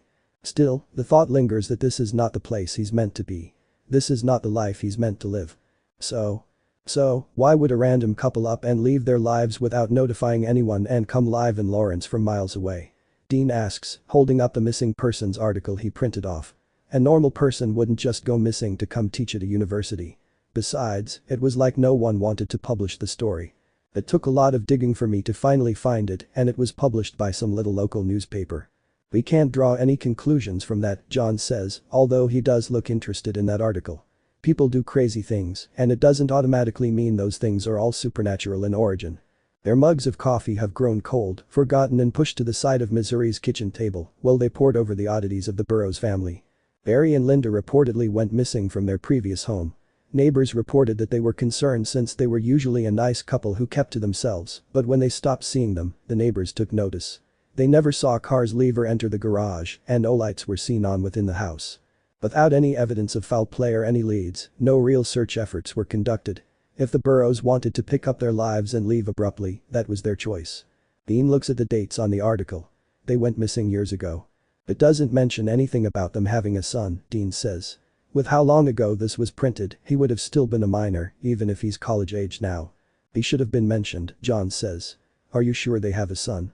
Yeah, some woman went to talk to Gary after I told her that I saw a guy having some sort of episode.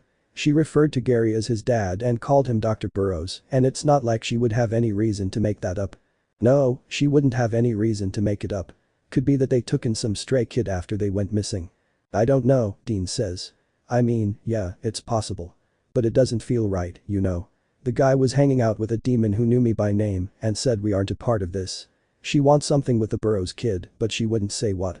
Of course, she wouldn't say what. John sighs and runs a hand down his face. Nothing like having the dots, but not being able to connect them. He nods. Frustration is an understatement for what he feels, to be on the verge of discovering something, but not quite able to take that final step. I was able to find some property records, Dean says. An address. It might not lead to anything, but I was thinking we could stake out the place. Try to see if we can't figure out the cause of this family's weirdness. John shrugs. It's a start, and that makes it the only place to start that we have. Ready for some long, boring hours sitting in the car? Dean asks.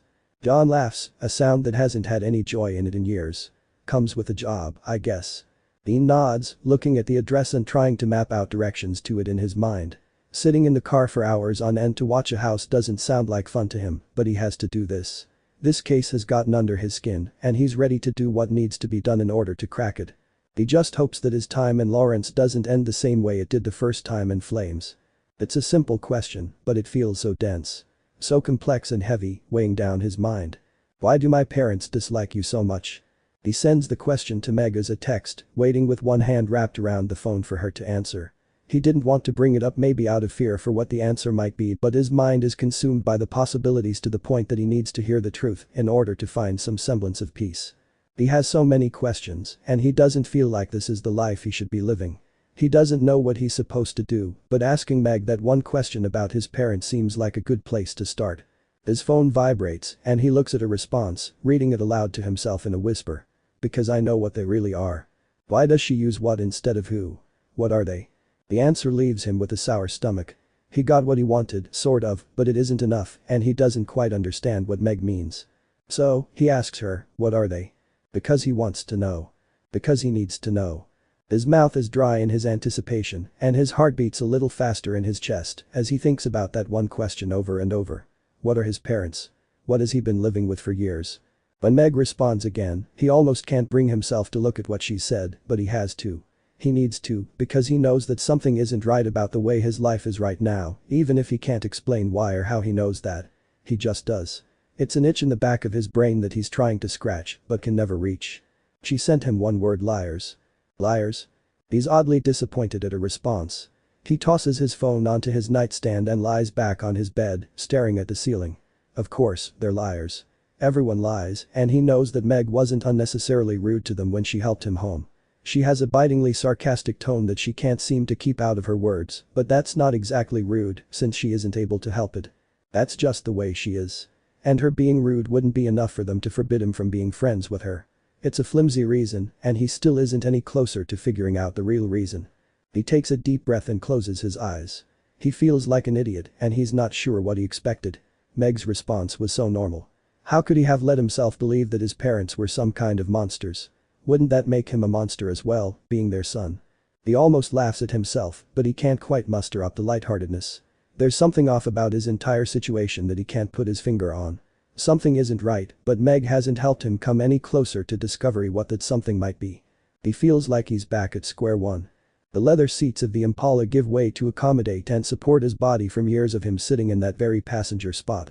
It's home, the only one he's had past the age of 4, but it doesn't feel like home without Sam there. The houses lining the street taunt him with their stability and their occupants who don't know about the darkness of the world. The white picket fences and the normal jobs of normal people who have a place to go home to every night that they can call theirs. He sees into their homes, lights on while they enjoy the night, and he watches them go about their evening routines. Eating dinner as a family is a table that's steady and clean. Dean's dinner came wrapped in a piece of foil that he crinkles into a ball before he tosses it into the back seat and wipes the grease from his hands onto his worn-out, washed-out jeans. If life was fair, if life gave a damn about him, it'd be him and Sam fighting over the remote in a clean and properly furnished living room. They'd be out in the driveway playing basketball. Dean would tease Sam over being a nerd, not knowing what he would do with his own future, while Sam seemed to have it all figured out.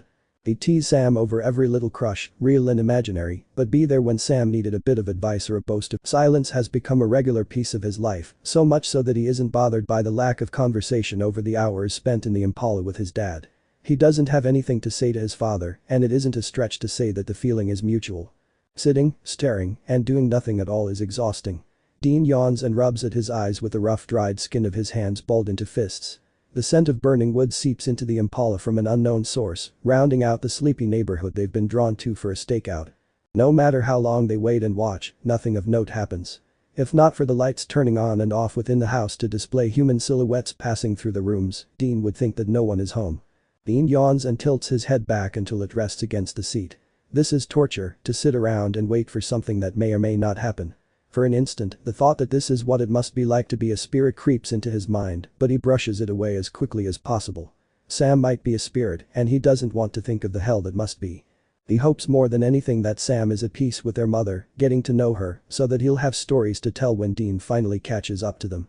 It helps to keep your mind on what you're watching and not let it wander, John says. How do you know? It's written all over your face. How do you do it? Just keep going after everything? Dean asks. I do what I have to do, John says. I keep going because it's what I can do. I can't change the past, but I can change the future. I can keep others from feeling the same pain I've felt, and I have to believe that's worth it. Dean slumps a bit in his seat, feeling that his father's words were meant to make him sit up straighter and hold his head higher. Yet it doesn't. He isn't as strong as his father. He isn't as stubborn as Sam was. His strength was being strong for Sam. His purpose for being revolved around Sam. But Sam is gone and he's been thrown out of his orbit into unknown territory. After a lengthy moment of silence, John says, "It takes time." "Yeah," Dean says. "I guess." He returns his attention to one house lining the street, appearing as innocuous as all the others, but that may have occupants of another nature. He'll do what he has to in order to keep the innocent humans safe, but he doesn't have the fire or the passion for the hunt anymore. He's not sure that time can bring those feelings back. His dad sits down on the edge of his bed and Sam fights the urge to move away. He hasn't made amends with his parents or come any closer to understanding their reaction to Meg. Since that day, they've barely been on speaking terms. What is father, a concept Sam has a tough time associating with a man beyond words could possibly want to talk about? Well, Sam has no idea. "I know we've been cold to you lately," Gary says. Sam doesn't roll his eyes, no matter how much he wants to. To see Meg her was shocking, and we didn't handle that shock properly. He has a thin veneer of sincerity coating his words, but it wouldn't take much to chip it away and find the lack of emotion beneath it. It's the silver tongue of a practiced liar, and Sam doesn't know how he knows that each word is a piece of a careful lie, but he does. Sam nods. There's a lot he wants to say, but he doesn't dare utter a word. Regardless of what he thinks about his parents, he's at their mercy. "She's a bad kid, Sam," Gary says. "I've seen her records. I've had her in class. I know that nothing good will come from spending time with her. I don't want your future to be dragged down because of her. You deserve better than that. It starts with skipping classes to go to lunch, but where does it end?" "I'm not sure I'll be returning to classes soon either way," Sam says. "That last migraine took a lot out of me and I don't think I'm ready to go back yet." Barry smiles and pats Sam's knee, hidden beneath a mess of blankets, a few times. "You can take all the time you need. We'll talk to your professors and see what can be arranged so that you won't fall too far behind." Sam musters up a small smile of his own in return, but it feels twisted and wrong on his face. His stomach rolls and his skin crawls at the touch of Gary, the man supposed to be his father. Shouldn't he feel safe in the presence of his parents? Thinking back, had he ever felt safe in their presence, or had he fooled himself into thinking that he had? Meg had intentionally or not done something to clear his mind. She wiped away the submissive fog that kept him from questioning too much and allowed him to see that which he was incapable of seeing for all the years since the moment he woke up in the hospital without a single memory of who he was or how he got there. She threw back the veil and told him to look at all that to which he'd been blind. So, he did, and what he saw left him scares. What he still sees continues to leave him scared. This room isn't his safe place like he once believed. "That sounds good," Sam says. "Thank you." "You don't need to thank me," Gary says. Sam notices the genuine joy in his eyes at the belief that his reuse has been successful in fooling Sam once again. "I'd do anything to help you succeed." Sam watches Gary stand and leave, keeping a painful plastic smile on his face until the moment the door closes and he lets it fade away. He releases a breath he never realized he was holding and looks out his bedroom window. What else in this world has he been missing? It's a spark of curiosity that drives him forward. The thought of his blurry hospital memories and bits of conversations that trail off and fade in his mind. Fragments of words written on walls and signs present themselves, and he grasps onto what he can. The name of the hospital. Not quite. Part of the name. Well, he doesn't have anything else to go off of, and there's no harm in pretending that he works for Sam Burroughs' new doctor and needs those records transferred to ensure proper treatment. It wouldn't hurt anybody. Those are his own records, after all. He punches in the numbers for the hospital he was at after his accident into his phone with a disconnected numbness. If he thinks about what he's doing too in depth, he'll chicken out. He can feel it. He almost misses the voice on the other line, feminine and clinical, perfect for the medical setting. "Hello," Sam says. "This is Jeremy from Lawrence Memorial Hospital. I have a patient who was treated at your facility following a car wreck a few years back and he claims that the injuries he sustained continue to bother him. I was hoping that I could get his medical records transferred here so we can get him in for a follow-up." "Sure. The patient's name and birthday?" "Samuel Burroughs. Born on May 2, 1983. There's a pause that leaves Sam's stomach in knots. What if she doesn't believe him? What if she's taking so long to reply because she sees through his lie? "I'm sorry, but there are no records for a patient with that name and birthday on file here." "What?" Sam asks. "I suggest contacting Samuel and double-checking his information." Yeah, I will. Thanks," Sam says. He hangs up before she can reply, though he's certain that she wouldn't say anything useful to him. He flops back onto his bed and stares at the ceiling. What the hell is going on? He doesn't have medical records from after he was hit by a car. It doesn't make sense, but unlike the other small things that don't add up, this one is too big to give the benefit of the doubt. He can't attribute this to an outside force and try to reason through it to convince himself that, under the proper conditions, it could be true. He picks up his phone and holds it high overhead, sending a message to Meg. "My parents are lying to me," he says. "I don't know who they are, but they're hiding something, and I know it has to be important." It doesn't take long for his screen to light up and buzz to alert him to a new message. Meg tells him that she has a plan if he doesn't mind staying in his room and pretending everything is okay for a little bit longer. "I guess not," Sam says back to her. "I've been doing it for so long already, what does it matter if I keep pretending that I believe the lies they tell me?" "Good," she replies. "And don't worry. Your jailbreak is coming soon." He doesn't know what she means or what she's planning on doing, but he can't bring himself to care. When faced with the option of lying parents and Meg, he's choosing Meg. He doesn't have any reason to believe she's lied to him, and he has even less reason to believe that his parents have told the truth about her. He'll go with the lesser of two evils. It's after sunset on another mindlessly boring day of their stakeout that Dean feels a shift in his air, enough of a shift to force the hairs on his arms and the back of his neck to stand at attention. He glances at his dad, and the sight of his concentrated face is enough to tell Dean that whatever it is he feels, his dad is feeling it too. He watches a car drive down the street, the intensity of its headlights nearly blinding, until it parks on the street in front of the Burrows household. The lights fade away and leave only an impression in Dean's eyes, a bright impression that leaves him blinking to clear it away. The car doors open and shut, sharp interruptions in the quiet neighborhood they've been watching. The first figure he sees leave the car is the girl whose eyes turn black and who knew him by name. He swears that she looks back at him with a smirk before walking towards the house with an older man in tow. The street lights above them flicker with an electric hum. The man looks over his shoulder at them with a grin. And his eyes flash yellow. They walk into the house and Dean is getting out of the Impala. "Son of a bitch," John says. "Grab the holy water." Dean doesn't need the instructions. His body moves of its own accord, knowing what to do in a situation where his mind is frozen at the realization that the bastard who walked into the Burrows' home is his mother's killer.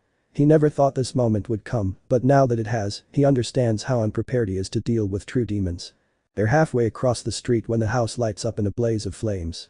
It happens quickly, yet it feels like everything moves in slow motion as it happens, like it's the only way for Sam's brain to process what's going on. Each second is turned into a minute. Each minute is turned into an hour. His mother's high-pitched eardrum-shattering shriek is what draws him from his room and into the hallway. It isn't a sound of frustration or anger or annoyance this time.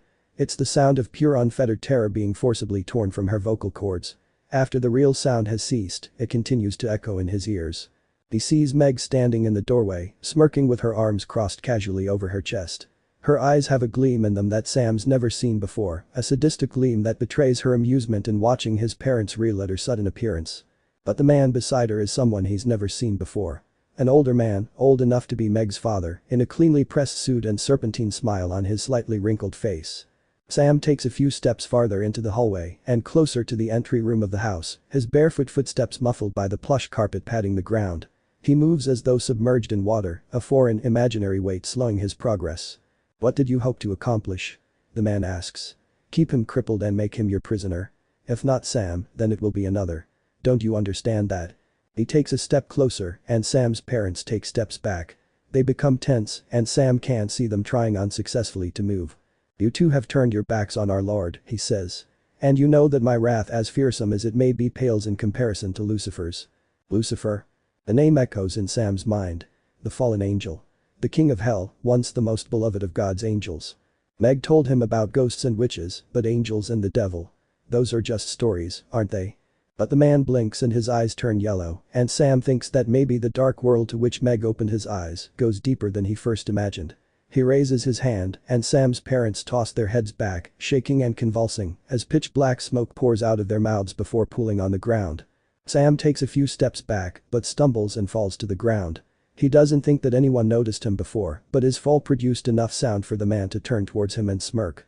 "Sammy, glad you could make it," he says. "I know that you don't remember me or much of anything else, but you could say that I've known you since before you were born. We're almost family. Don't worry about these two imposters, I'm taking care of them for you." Sam tries to shake his head, but he feels like he's stuck in the same paralyzed state as his parents, unable to make as much as a sound. "Don't worry, Sammy. I'm not going to hurt you intentionally. You've already been hurt enough by these two," he says. "I do hope that you'll be back in top shape in a few years or so." The smoke stops pouring from the mouths of his parents. They begin to collapse like puppets with severed strings, but Meg's eyes flash abyssal black and she raises one hand. The bodies of his parents defy gravity and are pressed against the ceiling, their limbs splayed in unnatural positions. Sam can't see their faces, but he can imagine the silent pain that would be displayed on them.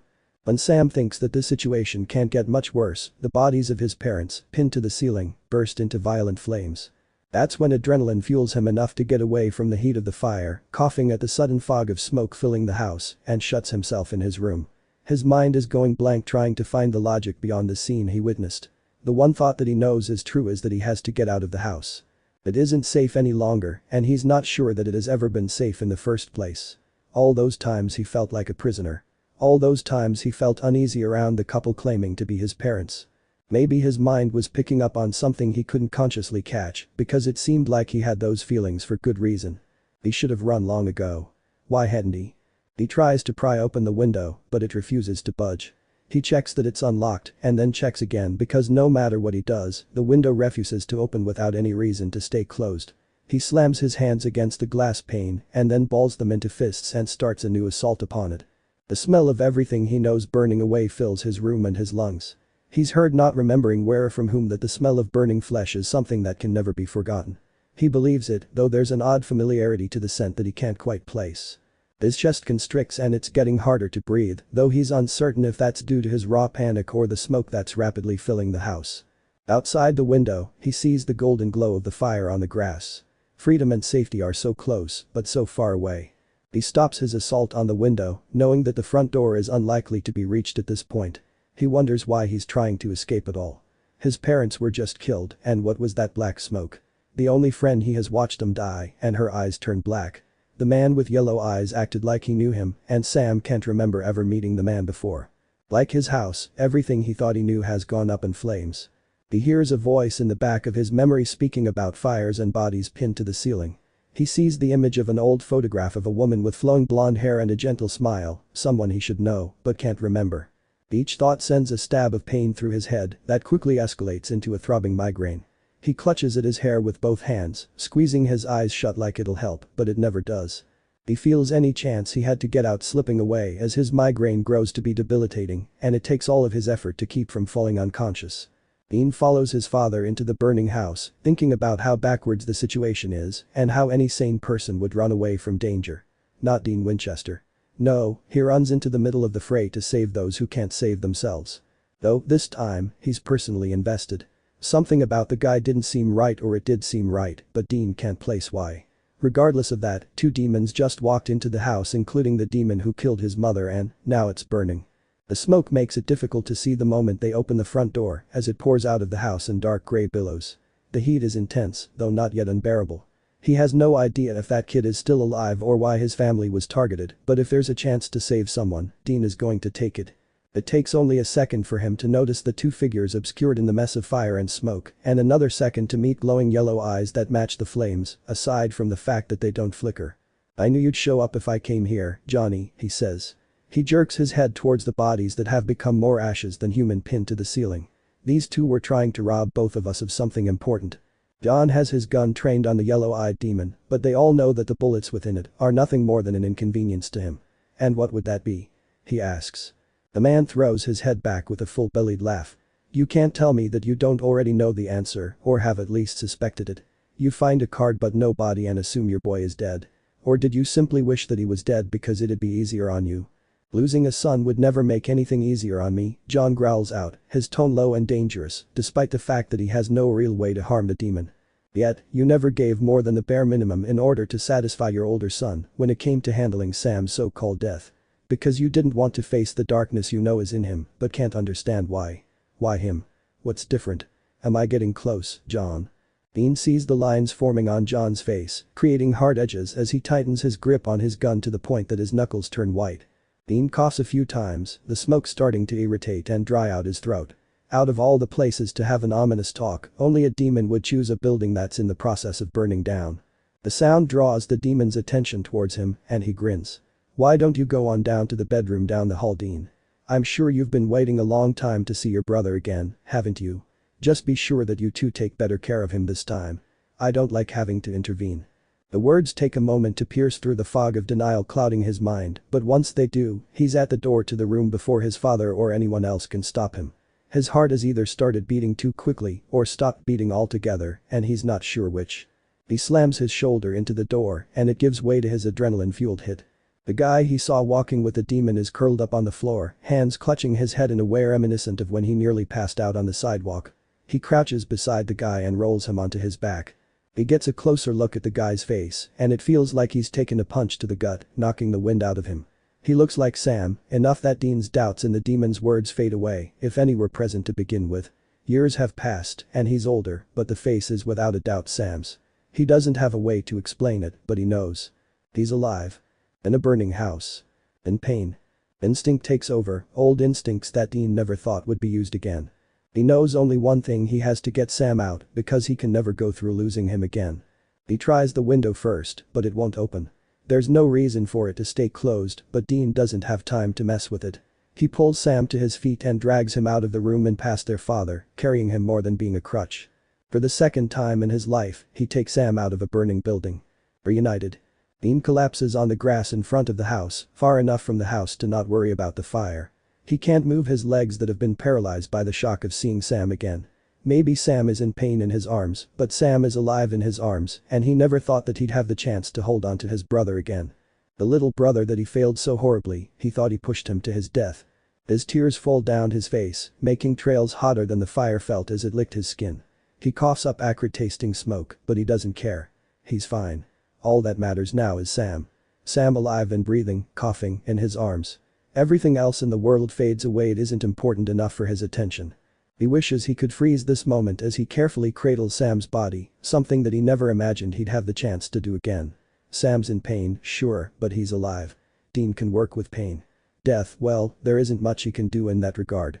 Dean is startled out of his little isolated world by John's heavy hand, falling to rest on his shoulder. Dean? No, I know, Dean says. Sam needs medical help that we can't give him. I'm not ready to let go of him, not after spending years thinking. He's here, though, John says. We'll take him to the hospital and figure out what's going on. Why he never contacted us. Then, we'll work from there.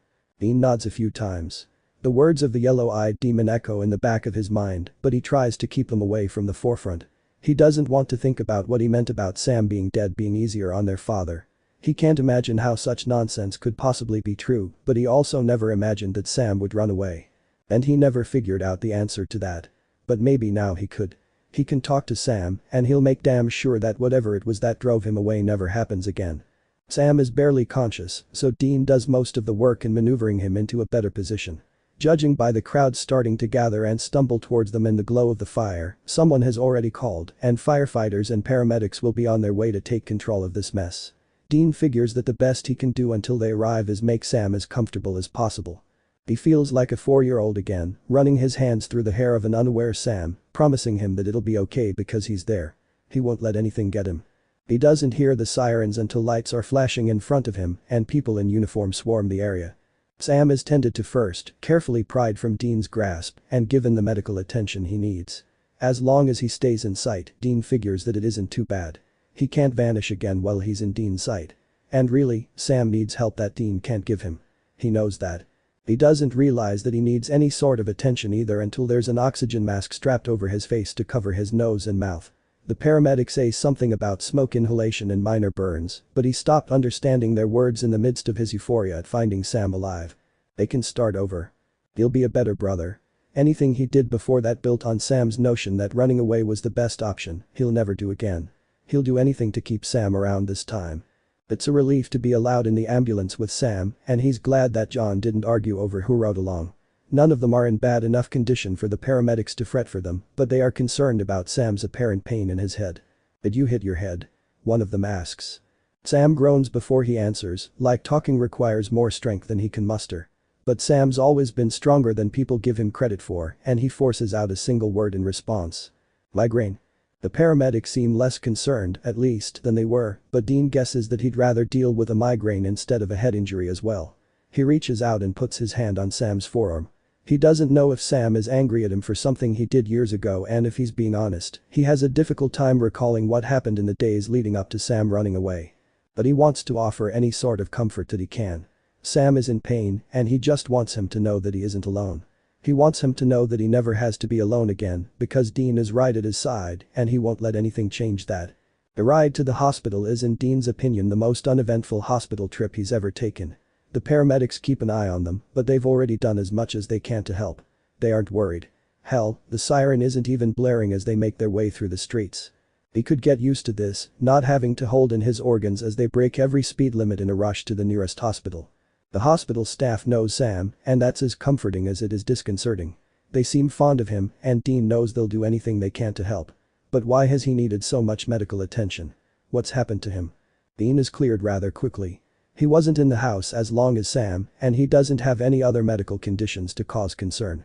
The sterile air suffocates him after they remove the oxygen mask, and he immediately misses the clean scent of fresh air pumped into him from it. He's led to a waiting room after explaining that he wants to see Sam Burrows, his friend and classmate. He saved him from a fire, after all, and he wants to be sure that he's okay. It's a lie that hurts to tell, but they're so set on Sam not being a Winchester. Dean isn't willing to do anything to bar himself from visitation rights. So, he sits in an uncomfortable plastic chair in a room of people who are awake in the most minimal sense of the word. He bounces one leg on the ball of his foot and pretends that the cup of coffee in his hand doesn't taste like hot mud. He thinks of how crazy the world must be if it was a phone call from a woman who can read his mind, drawing him back to a place to which he never wanted to return, that brought him back to the most important part of his life. A part that he thought was gone forever. He doesn't know where John went. He followed them to the hospital in the Impala, but left shortly after Dean was given a clean bill of health. He only knows when John returns and takes a seat beside him in the waiting room. Together they sit. And sit. And sit. If he didn't have the remnants of adrenaline fueling him alongside his racing thoughts, he might fall asleep in the time it takes for a nurse to speak with them. But when she seeks them out, he's as awake as he was when he raced into the fire. "You said you're a friend of Samuel Burrows?" she asks Dean. Dean nods, but John gives a more vocal answer in the form of a grunt. "I can't give you too many details, but I can tell you that he's going to be fine. He didn't sustain any major injuries in the fire. He should be ready for some visitors tomorrow." "Why not tonight?" Dean asks. "Visiting hours are over," she says. Dean opens his mouth to protest, but John speaks first. "Thank you," he says. "We'll be on our way out, then." The nurse nods with a polite smile and continues to her next task. "Dad, what the hell?" Dean asks when she's out of earshot. "What, Dean?" he asks. "You want to make a scene and get banned from seeing Sam at all. Besides, we can use tonight to figure out how we're going to get him out when it's clear that the staff isn't going to accept the story that we're his family. They seem to know him too well. That still doesn't explain why he was living with some random couple and never tried to contact us." John stands up and Dean follows him as he heads to the Impala. "Typical case," John says. "We end up with more questions than answers." "Yeah," Dean says. "Typical. But Sam is alive. That's a win. That's a huge win." "Yeah. Sam's alive." Dean doesn't sleep through the night, waiting for the moment that he can talk to Sam again. They tried to find answers to their questions, but gave up quickly and went their separate ways to wait out the night. Everything has dragged on. Even the ride to the hospital feels too long. Never ending, almost. Then, when he arrives at the hospital, his path from the entrance to Sam's door is a blur. He's waited so long for this moment without believing that it would come. The door is ajar, enough that he sees a nurse inside talking with Sam. Enough that he sees Sam sitting elevated in his bed with a shy smile on his face, looking so much like the kid he remembers that it makes his heart hurt. He knocks a few times, and they both turn towards him as he slips inside. "Hey, Sammy," he says. Sam looks at him, and he sees the faint recognition in his eyes. Then, he's clutching his head with both hands and groaning. And Dean is pushed out of the doorway, the door closed in front of him. The nurses tell him that he can leave soon, but he doesn't know where he'll go. Everything he can remember has been burned to the ground, and he's not as upset about that as he should be. Meg is a liar, and that stings, but he's glad that her truth is out. The things she told him about the world are true, she just failed to mention that she was a part of that darkness. Like everyone else he knows, it seems like. And it feels like he has more questions now than ever. All those feelings and hesitations since waking up in the hospital make more sense, but he wants the truth now. He's ready for answers. Real answers. Just something real. The nurses tell him that he had a visitor earlier who had to leave once Sam was struck with another migraine, but he doesn't remember anything of the sort happening. The migraine happened, he knows that much. He still feels the dull ache in his skull and the exhaustion. He still feels like he would be okay with never leaving a bed again because the thought alone is enough to tire him. He's starting to hate the migraines because now he doesn't know who could have possibly come to visit him. Who is there? Was it Meg wanting to play more tricks on him? Play more games with his mind? Where are you going to go? One of the younger nurses asks. He doesn't have anything against her, but his circumstances leave him feeling a little less than friendly. Not even her honey-sweet voice and sincere eyes can crack through the negativity filling him. She can't force him to have a place to go, but she's curious. She's always asking questions that Sam can't answer. He's not a minor anymore, so he supposes that once he's gone, he's gone. Out of sight, out of mind. Another forgotten face among the patients who flow in and out in a constant stream. Sam shrugs one shoulder. I don't know. Don't you have any other family? Not that I know of, Sam says, leaving out the fact that he's not sure the two who died in the fire were his parents in the first place. She glances at him with the same sad look in her brown eyes that she always seems to have around him. She bites her lower lip between her teeth but doesn't say another word. Without a reason to stay, she exits the room, leaving Sam alone once again. He embraces the silence. Later in the day, when the light coming into his room is deep shades of orange and the sky is torn between violet and navy blue, a woman comes into his room as a visitor. Not a nurse, that much is clear from the lack of uniform. But Sam is certain as he can be that he doesn't know her. She takes one look at him with her warm dark eyes and frowns. Oh, child, she says. You've been through so much. She walks up next to his bed and puts her hands on either side of his face. Who are you? Sam asks. I'm a friend, she says. My name's Missouri, but you don't have to worry about any of that. Just know that I'm here to help you. Sam's jaw clenches, setting hard lines in his face. She wants to help him.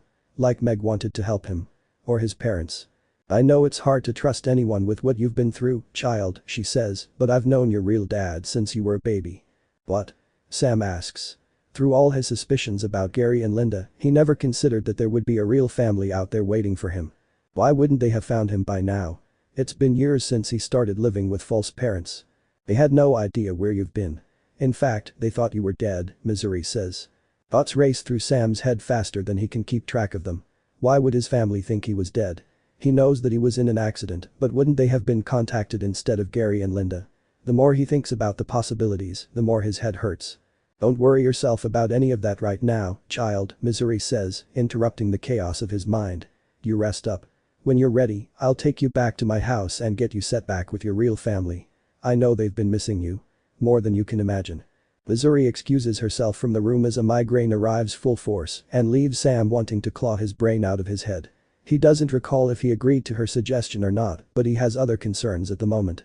Concerns that are only worsened if he tries to think about what Missouri could gain if she's lying to him and why she would want to help at all. But the offer is tempting. After all, he has nowhere else to go. Dean paces the length of one of Missouri's guest rooms, turning sharply on his heel at each end and repeating his trek across the room. He's pissed. No, he's beyond pissed. His little brother is alive and in a hospital room, but Dean isn't allowed to go see him. As if spending years apart and believing that he was killed wasn't bad enough. He's pushed out of the room before he can really enter it, Sam's sounds of pain echoing in his head. Had he been injured more than they thought by the fire and demons? He hovers outside the door like a ghost guarding his haunt. He knows that he won't be let back into the room anytime soon, but he holds onto the glimmer of hope that he might. It's been so long and the years without Sam have been rough. He's not ready to go back to Missouri's and deal with the irrational fear that Sam will slip away again when he's not there. John's hand falls on his shoulder and guides him away from the door, down the hall, and out of the hospital. I left them some information about the situation, he says. Ignoring the supernatural parts of it, of course. But they said they'll call and let us know when Sam's feeling more up to having visitors. We're not visitors. We're family, Dean says. Yeah, well, that wasn't enough to keep Sam around the first time. We don't know what's been happening or why he was with those demons. We're working with too many unknowns. Dean grunts a sound of acknowledgement. He doesn't have to like the truth, and he very much doesn't in this case. Sam needs help. But he thought that Sam needed him before, and he was wrong that time. When he hears the front door open, he's down the stairs and staring at Missouri before she closes the door. He spots his dad on the couch, leaning forward with intense interest in anything Missouri is about to say. She heaves a long, heavy sigh and shakes her head. The good news is that he'll be coming here when he's released from the hospital. I told him I knew his real family and could get him in contact with him. And the bad news? John asks. It's the strangest thing, Missouri says. When his mind tries to drift to a point before what it thinks of as the accident, I see a flash of white and I feel his pain erupt until it blocks out any thoughts he was trying to find. Can you explain that in English? Dean asks. Something is blocking Sam's memory beyond a certain point. He doesn't have a clue who either of you are or who he really is, Missouri says. And it hurts him to try thinking back on what he's missing. It takes a minute for Dean's mind to put together what Missouri's words mean. But if she's right, then it doesn't mean that Sam never contacted them because he didn't want to see them. Sam never contacted them because he couldn't remember them. How do we fix it? Dean asks. I'm not sure, but I know that it has to be supernatural in nature. The tough part is figuring out the exact cause while he's in the hospital, Missouri says. If we slipped in the slightest, we would end up in the loony bin. No, we'll have to wait until he's here to get our answers. It isn't what Dean wants to hear, but it's better than nothing. Sam is alive, and they're one step closer to having him back to his old self.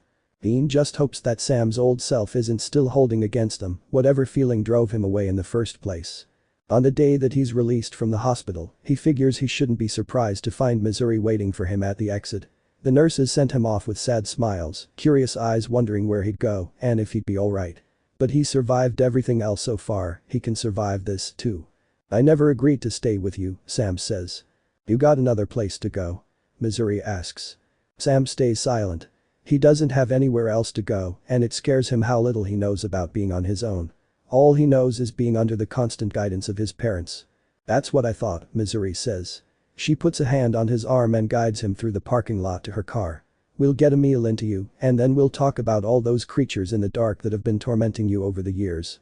Sam slips into the passenger seat in the back row of her car, not comfortable enough to sit beside her. But he won't deny the motherly air she has about her. Perhaps, if he knew more about himself beyond the lies he'd been fed for so long, he might have trusted her from the beginning. Known that he could trust her. For the time being, he isn't sure who to trust anymore. He isn't sure who can be trusted. Missouri drives in silence, and Sam stares out the window for the duration. There's an emptiness eating away at him inside, and he knows that he needs to find a place for himself. He cannot allow demons to control him again. A spark ignites in his belly, an intense burning hatred that tells him to kill the creatures that hide in the shadows, but the feeling is gone before he can grasp and hold on to it. Do you want me to put on the radio? Missouri asks. The man sits behind the steering wheel, tapping his hands in time with the music and singing off-key. He glances over at Sam, sitting in the passenger seat, with a smile on his face that's reflected by the shimmer in his eyes. Sam hears his own laugh echoing in the undertones of the music. A strike of white-hot pain flashes through his skull like a bolt of lightning. The scene fades from his mind as quickly as it appeared, and he doesn't remember what it was he saw within moments. Missouri glances back at him from over her shoulder with a frown on her face, like she knows what's going on in his head somehow. Like she knows what he's forgotten. Don't worry, child. We'll get you sorted out soon, she says. I don't think that's possible, Sam says. He's not sure he wants to be sorted out. After all the revelations he's witnessed recently, how many more can he take? What else can the world throw at him? A lot of things that seem impossible are possible, Missouri says. You'd be surprised, but you'll be better after getting sorted out. Trust me on that. Sam stays silent.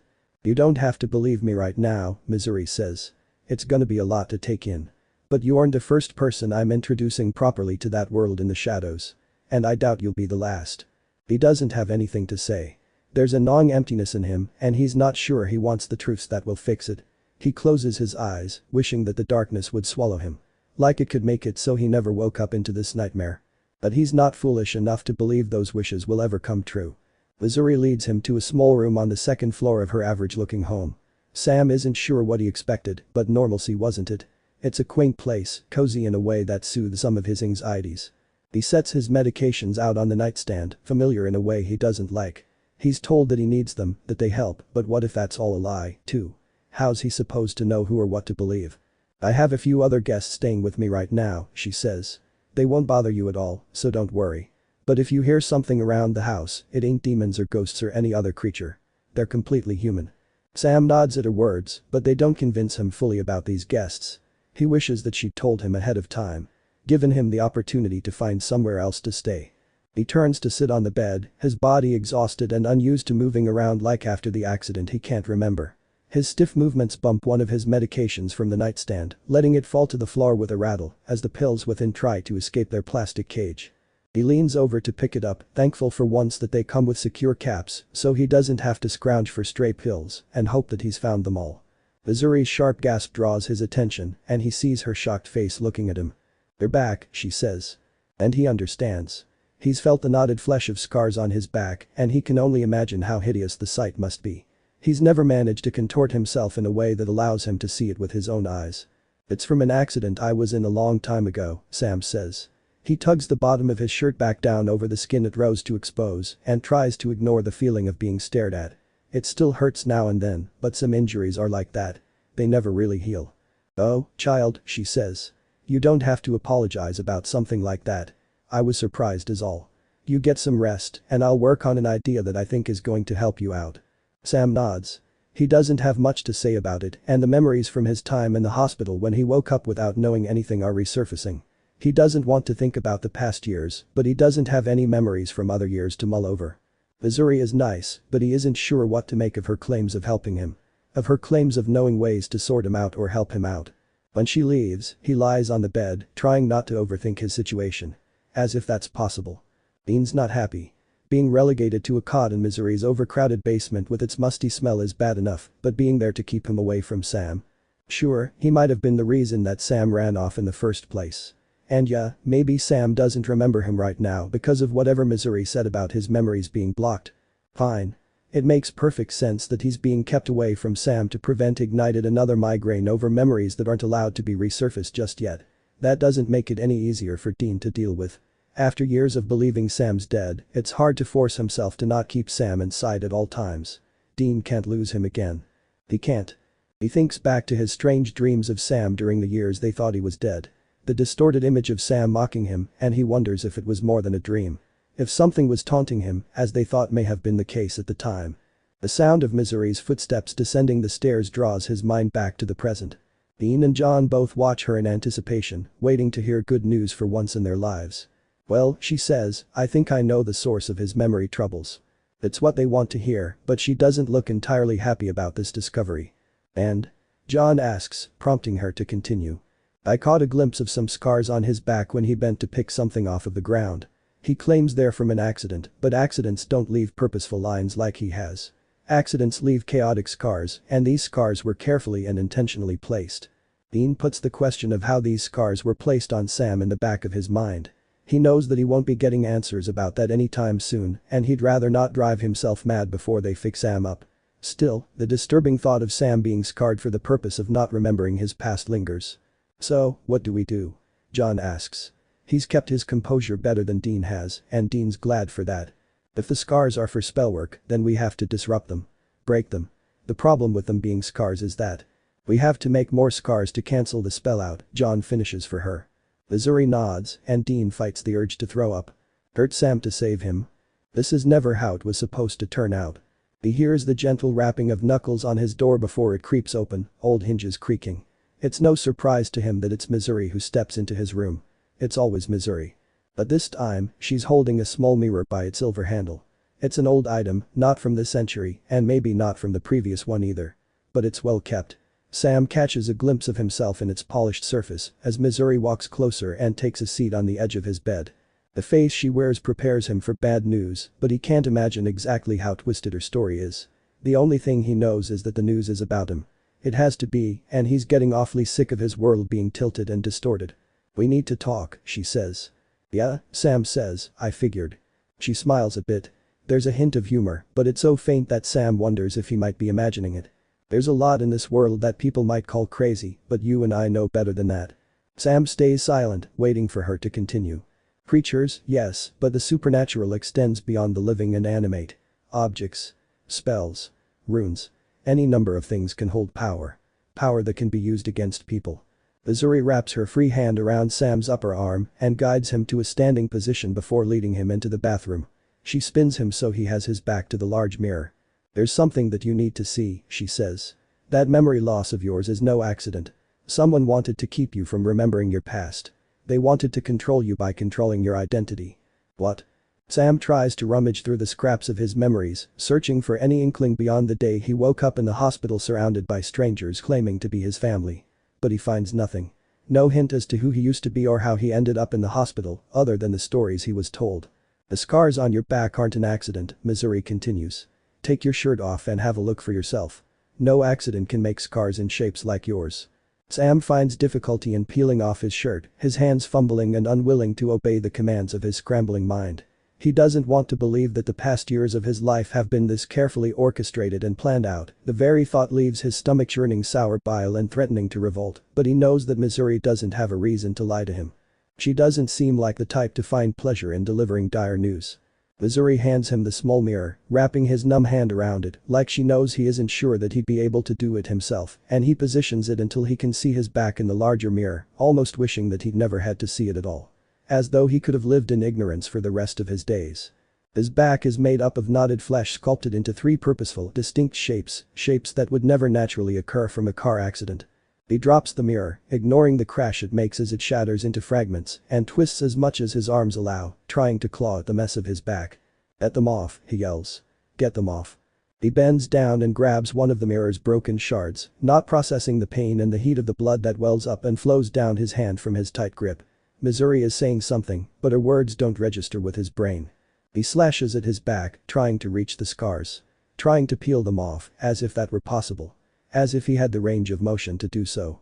He continues yelling, but he's not sure if it's for himself or to Missouri. Someone tries to pull his arms away, to take the mirror shard from him, but he doesn't see anything anymore. He's blinded and numb and too far away for this to be happening to him. It's just a nightmare. It has to be. It's someone else's body struggling to remove hideous reminders of years stolen away from him. It's somebody else. Not him. It can't be. Dean hears the yelling Sam's voice and rushes up the stairs, taking them 2 at a time. His heart races and crawls its way into his throat. A million nonsensical possibilities rush through his mind, but the one scenario he doesn't consider is the one he finds when he comes to a stop at the bathroom. Sam has a madness in his eyes that Dean's never witnessed before, and it leaves him certain that Sam is unaware of anything other than his own hysteria. How could he be? Instinct takes over, and Dean wrestles Sam to the ground, his flailing limbs making the task more difficult than he anticipated. Too much blood gets on him in the process for his tastes, but he needs to stop Sam from mutilating himself further. His shoulders are already a mess, numerous cuts crisscrossing them and oozing out steady streams of blood. His right hand is going to need lines of stitches. He thought that his nightmare would be over if they ever found Sam, which he had no hope of during the years they believed he was dead, but it feels like he's only fallen to a new level of horror. "What did you do, Missouri?" Dean demands. "What did you do to him?" "I showed him the scars on his back and he wanted them off. His mind started racing to the point that I couldn't read anything coherent from it. I promise I didn't expect something like this to happen, Dean." John is on his knees next to Dean, and Dean doesn't remember when he got there. He was too focused on Sam. "I guess now is as good a time as ever to cut across the scars," John says. "Hold him down, Dean. I don't want to cut too deep cause he's thrashing." Dean shifts his hold on Sam, who hasn't stopped yelling or trying to get away. The blood on his hands makes it difficult to get a good grip, but he manages to keep Sam still enough. Yeah, Dean says. "We're gonna get them off of you, Sammy. Okay. We're gonna get them off." Sam doesn't hear him. Or if he does, he ignores him. "Missouri, you mind getting the suture kit from my gear?" John asks. "We're going to be needing it." "I can do that," she says. Dean looks at John, who doesn't look any more thrilled about what they have to do than Dean. His jaw is set and the lines of his face stand out more prominently. John takes a deep breath and grabs the bloodied piece of mirror Sam had been using. He lines it up and draws it across the top symbol one way, then the other, creating an X over it. More blood pours up and onto Sam's skin, and Dean can't help but think that there are too many red rivers in the room. John repeats the cuts over the other 2 symbols on Sam's back. The one blessing is that Sam quiets down as he loses blood. It isn't enough to kill him, but they all need him to just calm down. "You're gonna feel a lot better when this is over," Dean says. "It's gonna hurt like hell for a bit, but it'll be worth it. You'll see." John moves quickly, but the process drags on. "You're gonna be okay, Sammy. We're fixing you up." All Dean can do is hope that he's telling Sam the truth. Dean stitches up the mess of Sam's back and right hand.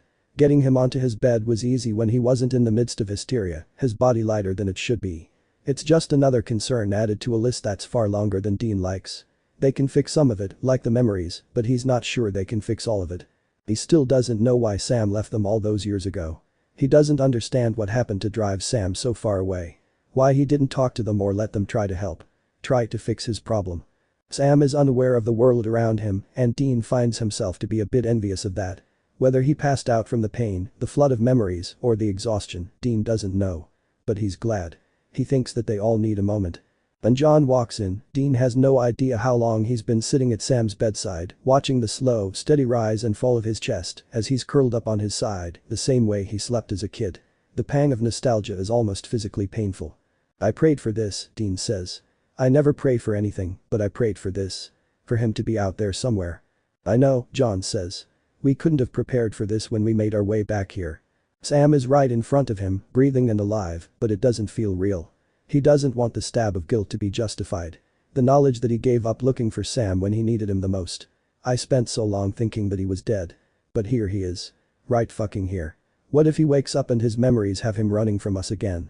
Finding a dead Sam would have been hard enough, had been hard enough, but finding an alive Sam who didn't want Dean in his life. "We'll figure something out. A happy medium for everyone," John says. "He's not like us," Dean says. "You and me, we like hunting. Hell, I thrive on it. The adrenaline and the thrill. But Sammy's different. He doesn't want to hurt anyone or anything. You know, I would give him the normal life he craves if I could, right? Knowing what's in the dark, I can't let the thing that killed your mother stay out there because I think he's gonna want Sam at some point. I have to kill him before he gets the chance." "Yeah, I know. But Sam doesn't. He never knew Mom. Not really." "I'll talk to him when he wakes up," John says. "As long as cutting the scars worked and he has his memory back. I don't even want to think about that. Dean trails off.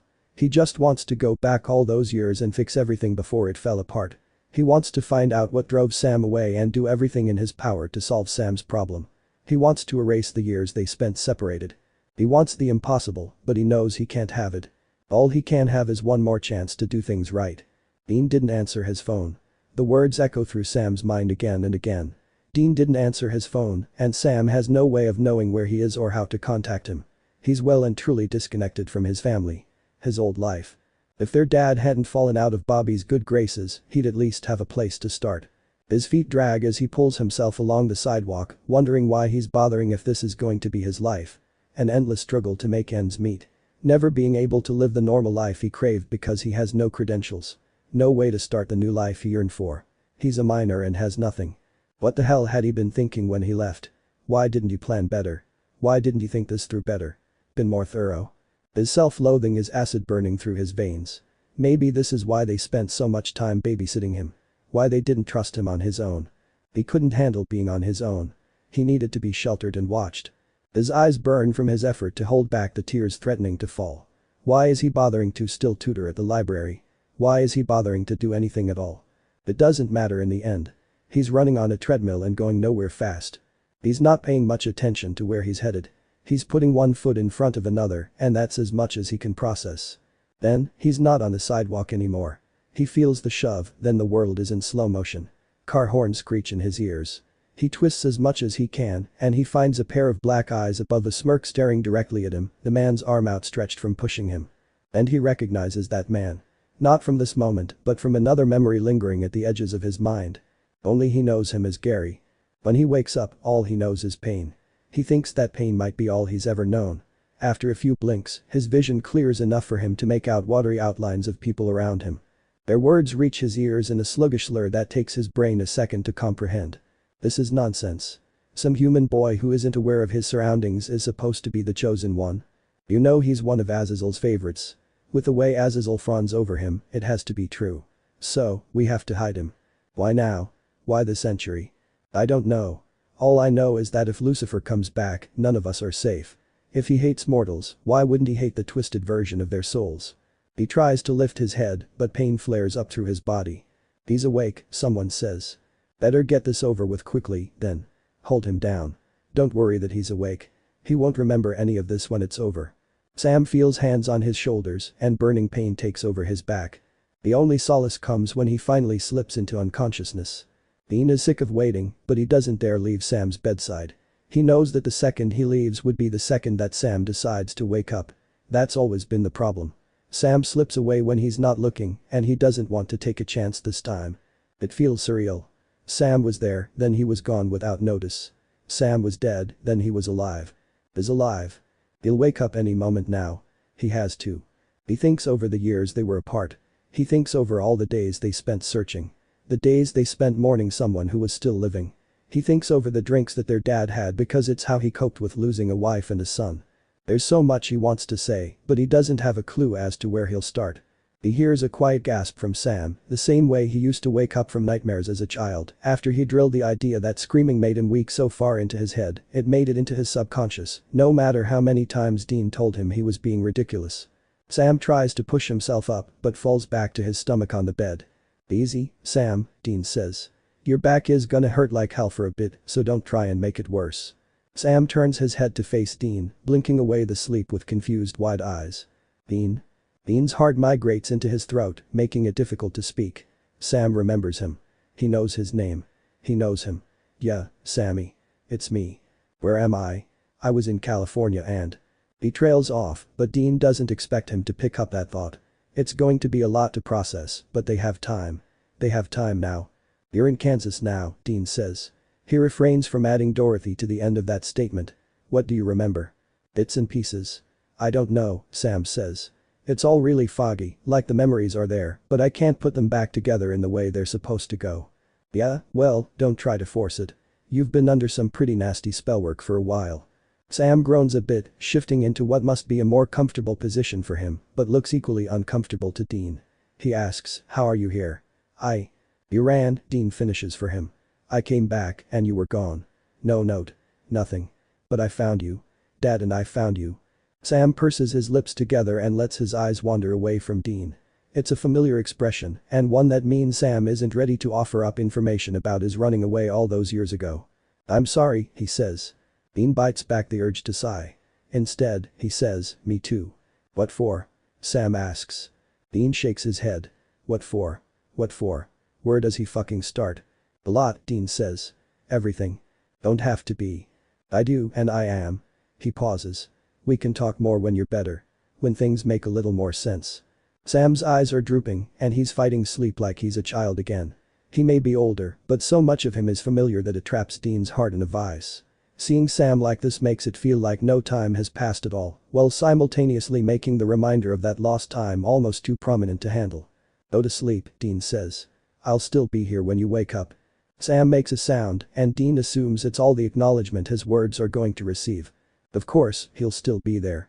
Dean's presence was never in question. It's Sam who's always disappearing. How's he doing? John slips into the room and Dean's lost track of time long ago. He doesn't know how long Sam's been asleep after their miniature conversation, where too much was left unsaid. He doesn't know where John went or how long he was away. Dean shrugs only one shoulder and runs a hand down his face, taking a moment to press it against his tired eyes. Better, I guess. He woke up for a bit and didn't seem to be in any more pain than expected. He said his memories were foggy yet jumbled.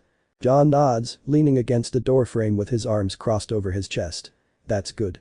It's something. I know. I just wish it was more. We'll get there. Give it time. I've never heard you sound this patient, Dean says. I've never had a son come back from the dead before. There's a pause before Dean says, how could we have missed it? There were no signs of demonic activity here. Without Missouri, we wouldn't have been here before that house fire at all. There was no way to know. What if he still wants to run? I'm not sure that's a good option for him, John says. For his own sake. If those two demons went through so much trouble to hide him, I'm guessing that they aren't the only ones. Do you think other demons are going to go after him? Dean asks. The thought itself makes his stomach twist. They hid him for years. They didn't kill him, either. There has to be a reason behind all of it. I'm not sure what that reason is not yet, at least, but I intend to find it. I can't lose him again, Dad. I just can't. I know, son, but we aren't going to be losing him again anytime soon. Not on my watch.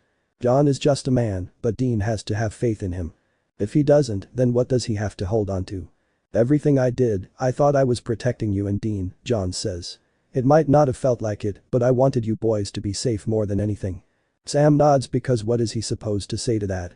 I saw your mother die and how unnatural it was. I learned about the evil in the world and it made me afraid. Sam doesn't expect words like that to leave John's mouth. His father? Afraid. That's not the adjective he chose. No, far from it. John's the hunter that other hunters strive to become. A legend talked about with a round of beers at a bar in exaggerated motions. An idol. Dean's idol. To hear him admit to fear Sam never thought he'd see the day. John is supposed to be their rock. Their support that they can always trust to pull them through tough hunts, no matter how tough or careless he comes off as being towards his children. Sam understands his hard persona, but it never stopped him from wishing for a father who showed more warmth. More pride. I had a suspicion that something evil was after you. I don't know why or what it wants, but if anything, these past few years of yours reinforce that suspicion. Yeah. They said something about Lucifer and Azazel. It's kind of a blurred conversation in my mind, but it didn't sound good, Sam says. No, that doesn't sound good at all, John agrees. That's why I need to know that you aren't going to try running this time. We can't go through all this again. Dean barely survived it this time. I won't survive it another time. I never meant to hurt anyone, Sam says. I didn't know it would be like this. Well, we're not judged by our intentions, just our actions. I'm not going to run again, Sam says. Even before I was made into the prisoner of demons, I was regretting it. Don sighs, and Sam finds that he can't read his expression clearly. It's a mix of so many emotions that it's difficult to pick them apart from their entangled mess. I'm sorry I couldn't give you the life you wanted, John says. All I want right now is to figure out whatever demonic plot I'm unwillingly part of, so I don't have to worry about being shoved in front of a goddamn truck again. That's something I can help with, John says. He leans forward and gives Sam his full attention, his face shifting into seriousness in a more businesslike fashion. Tell me everything you can remember.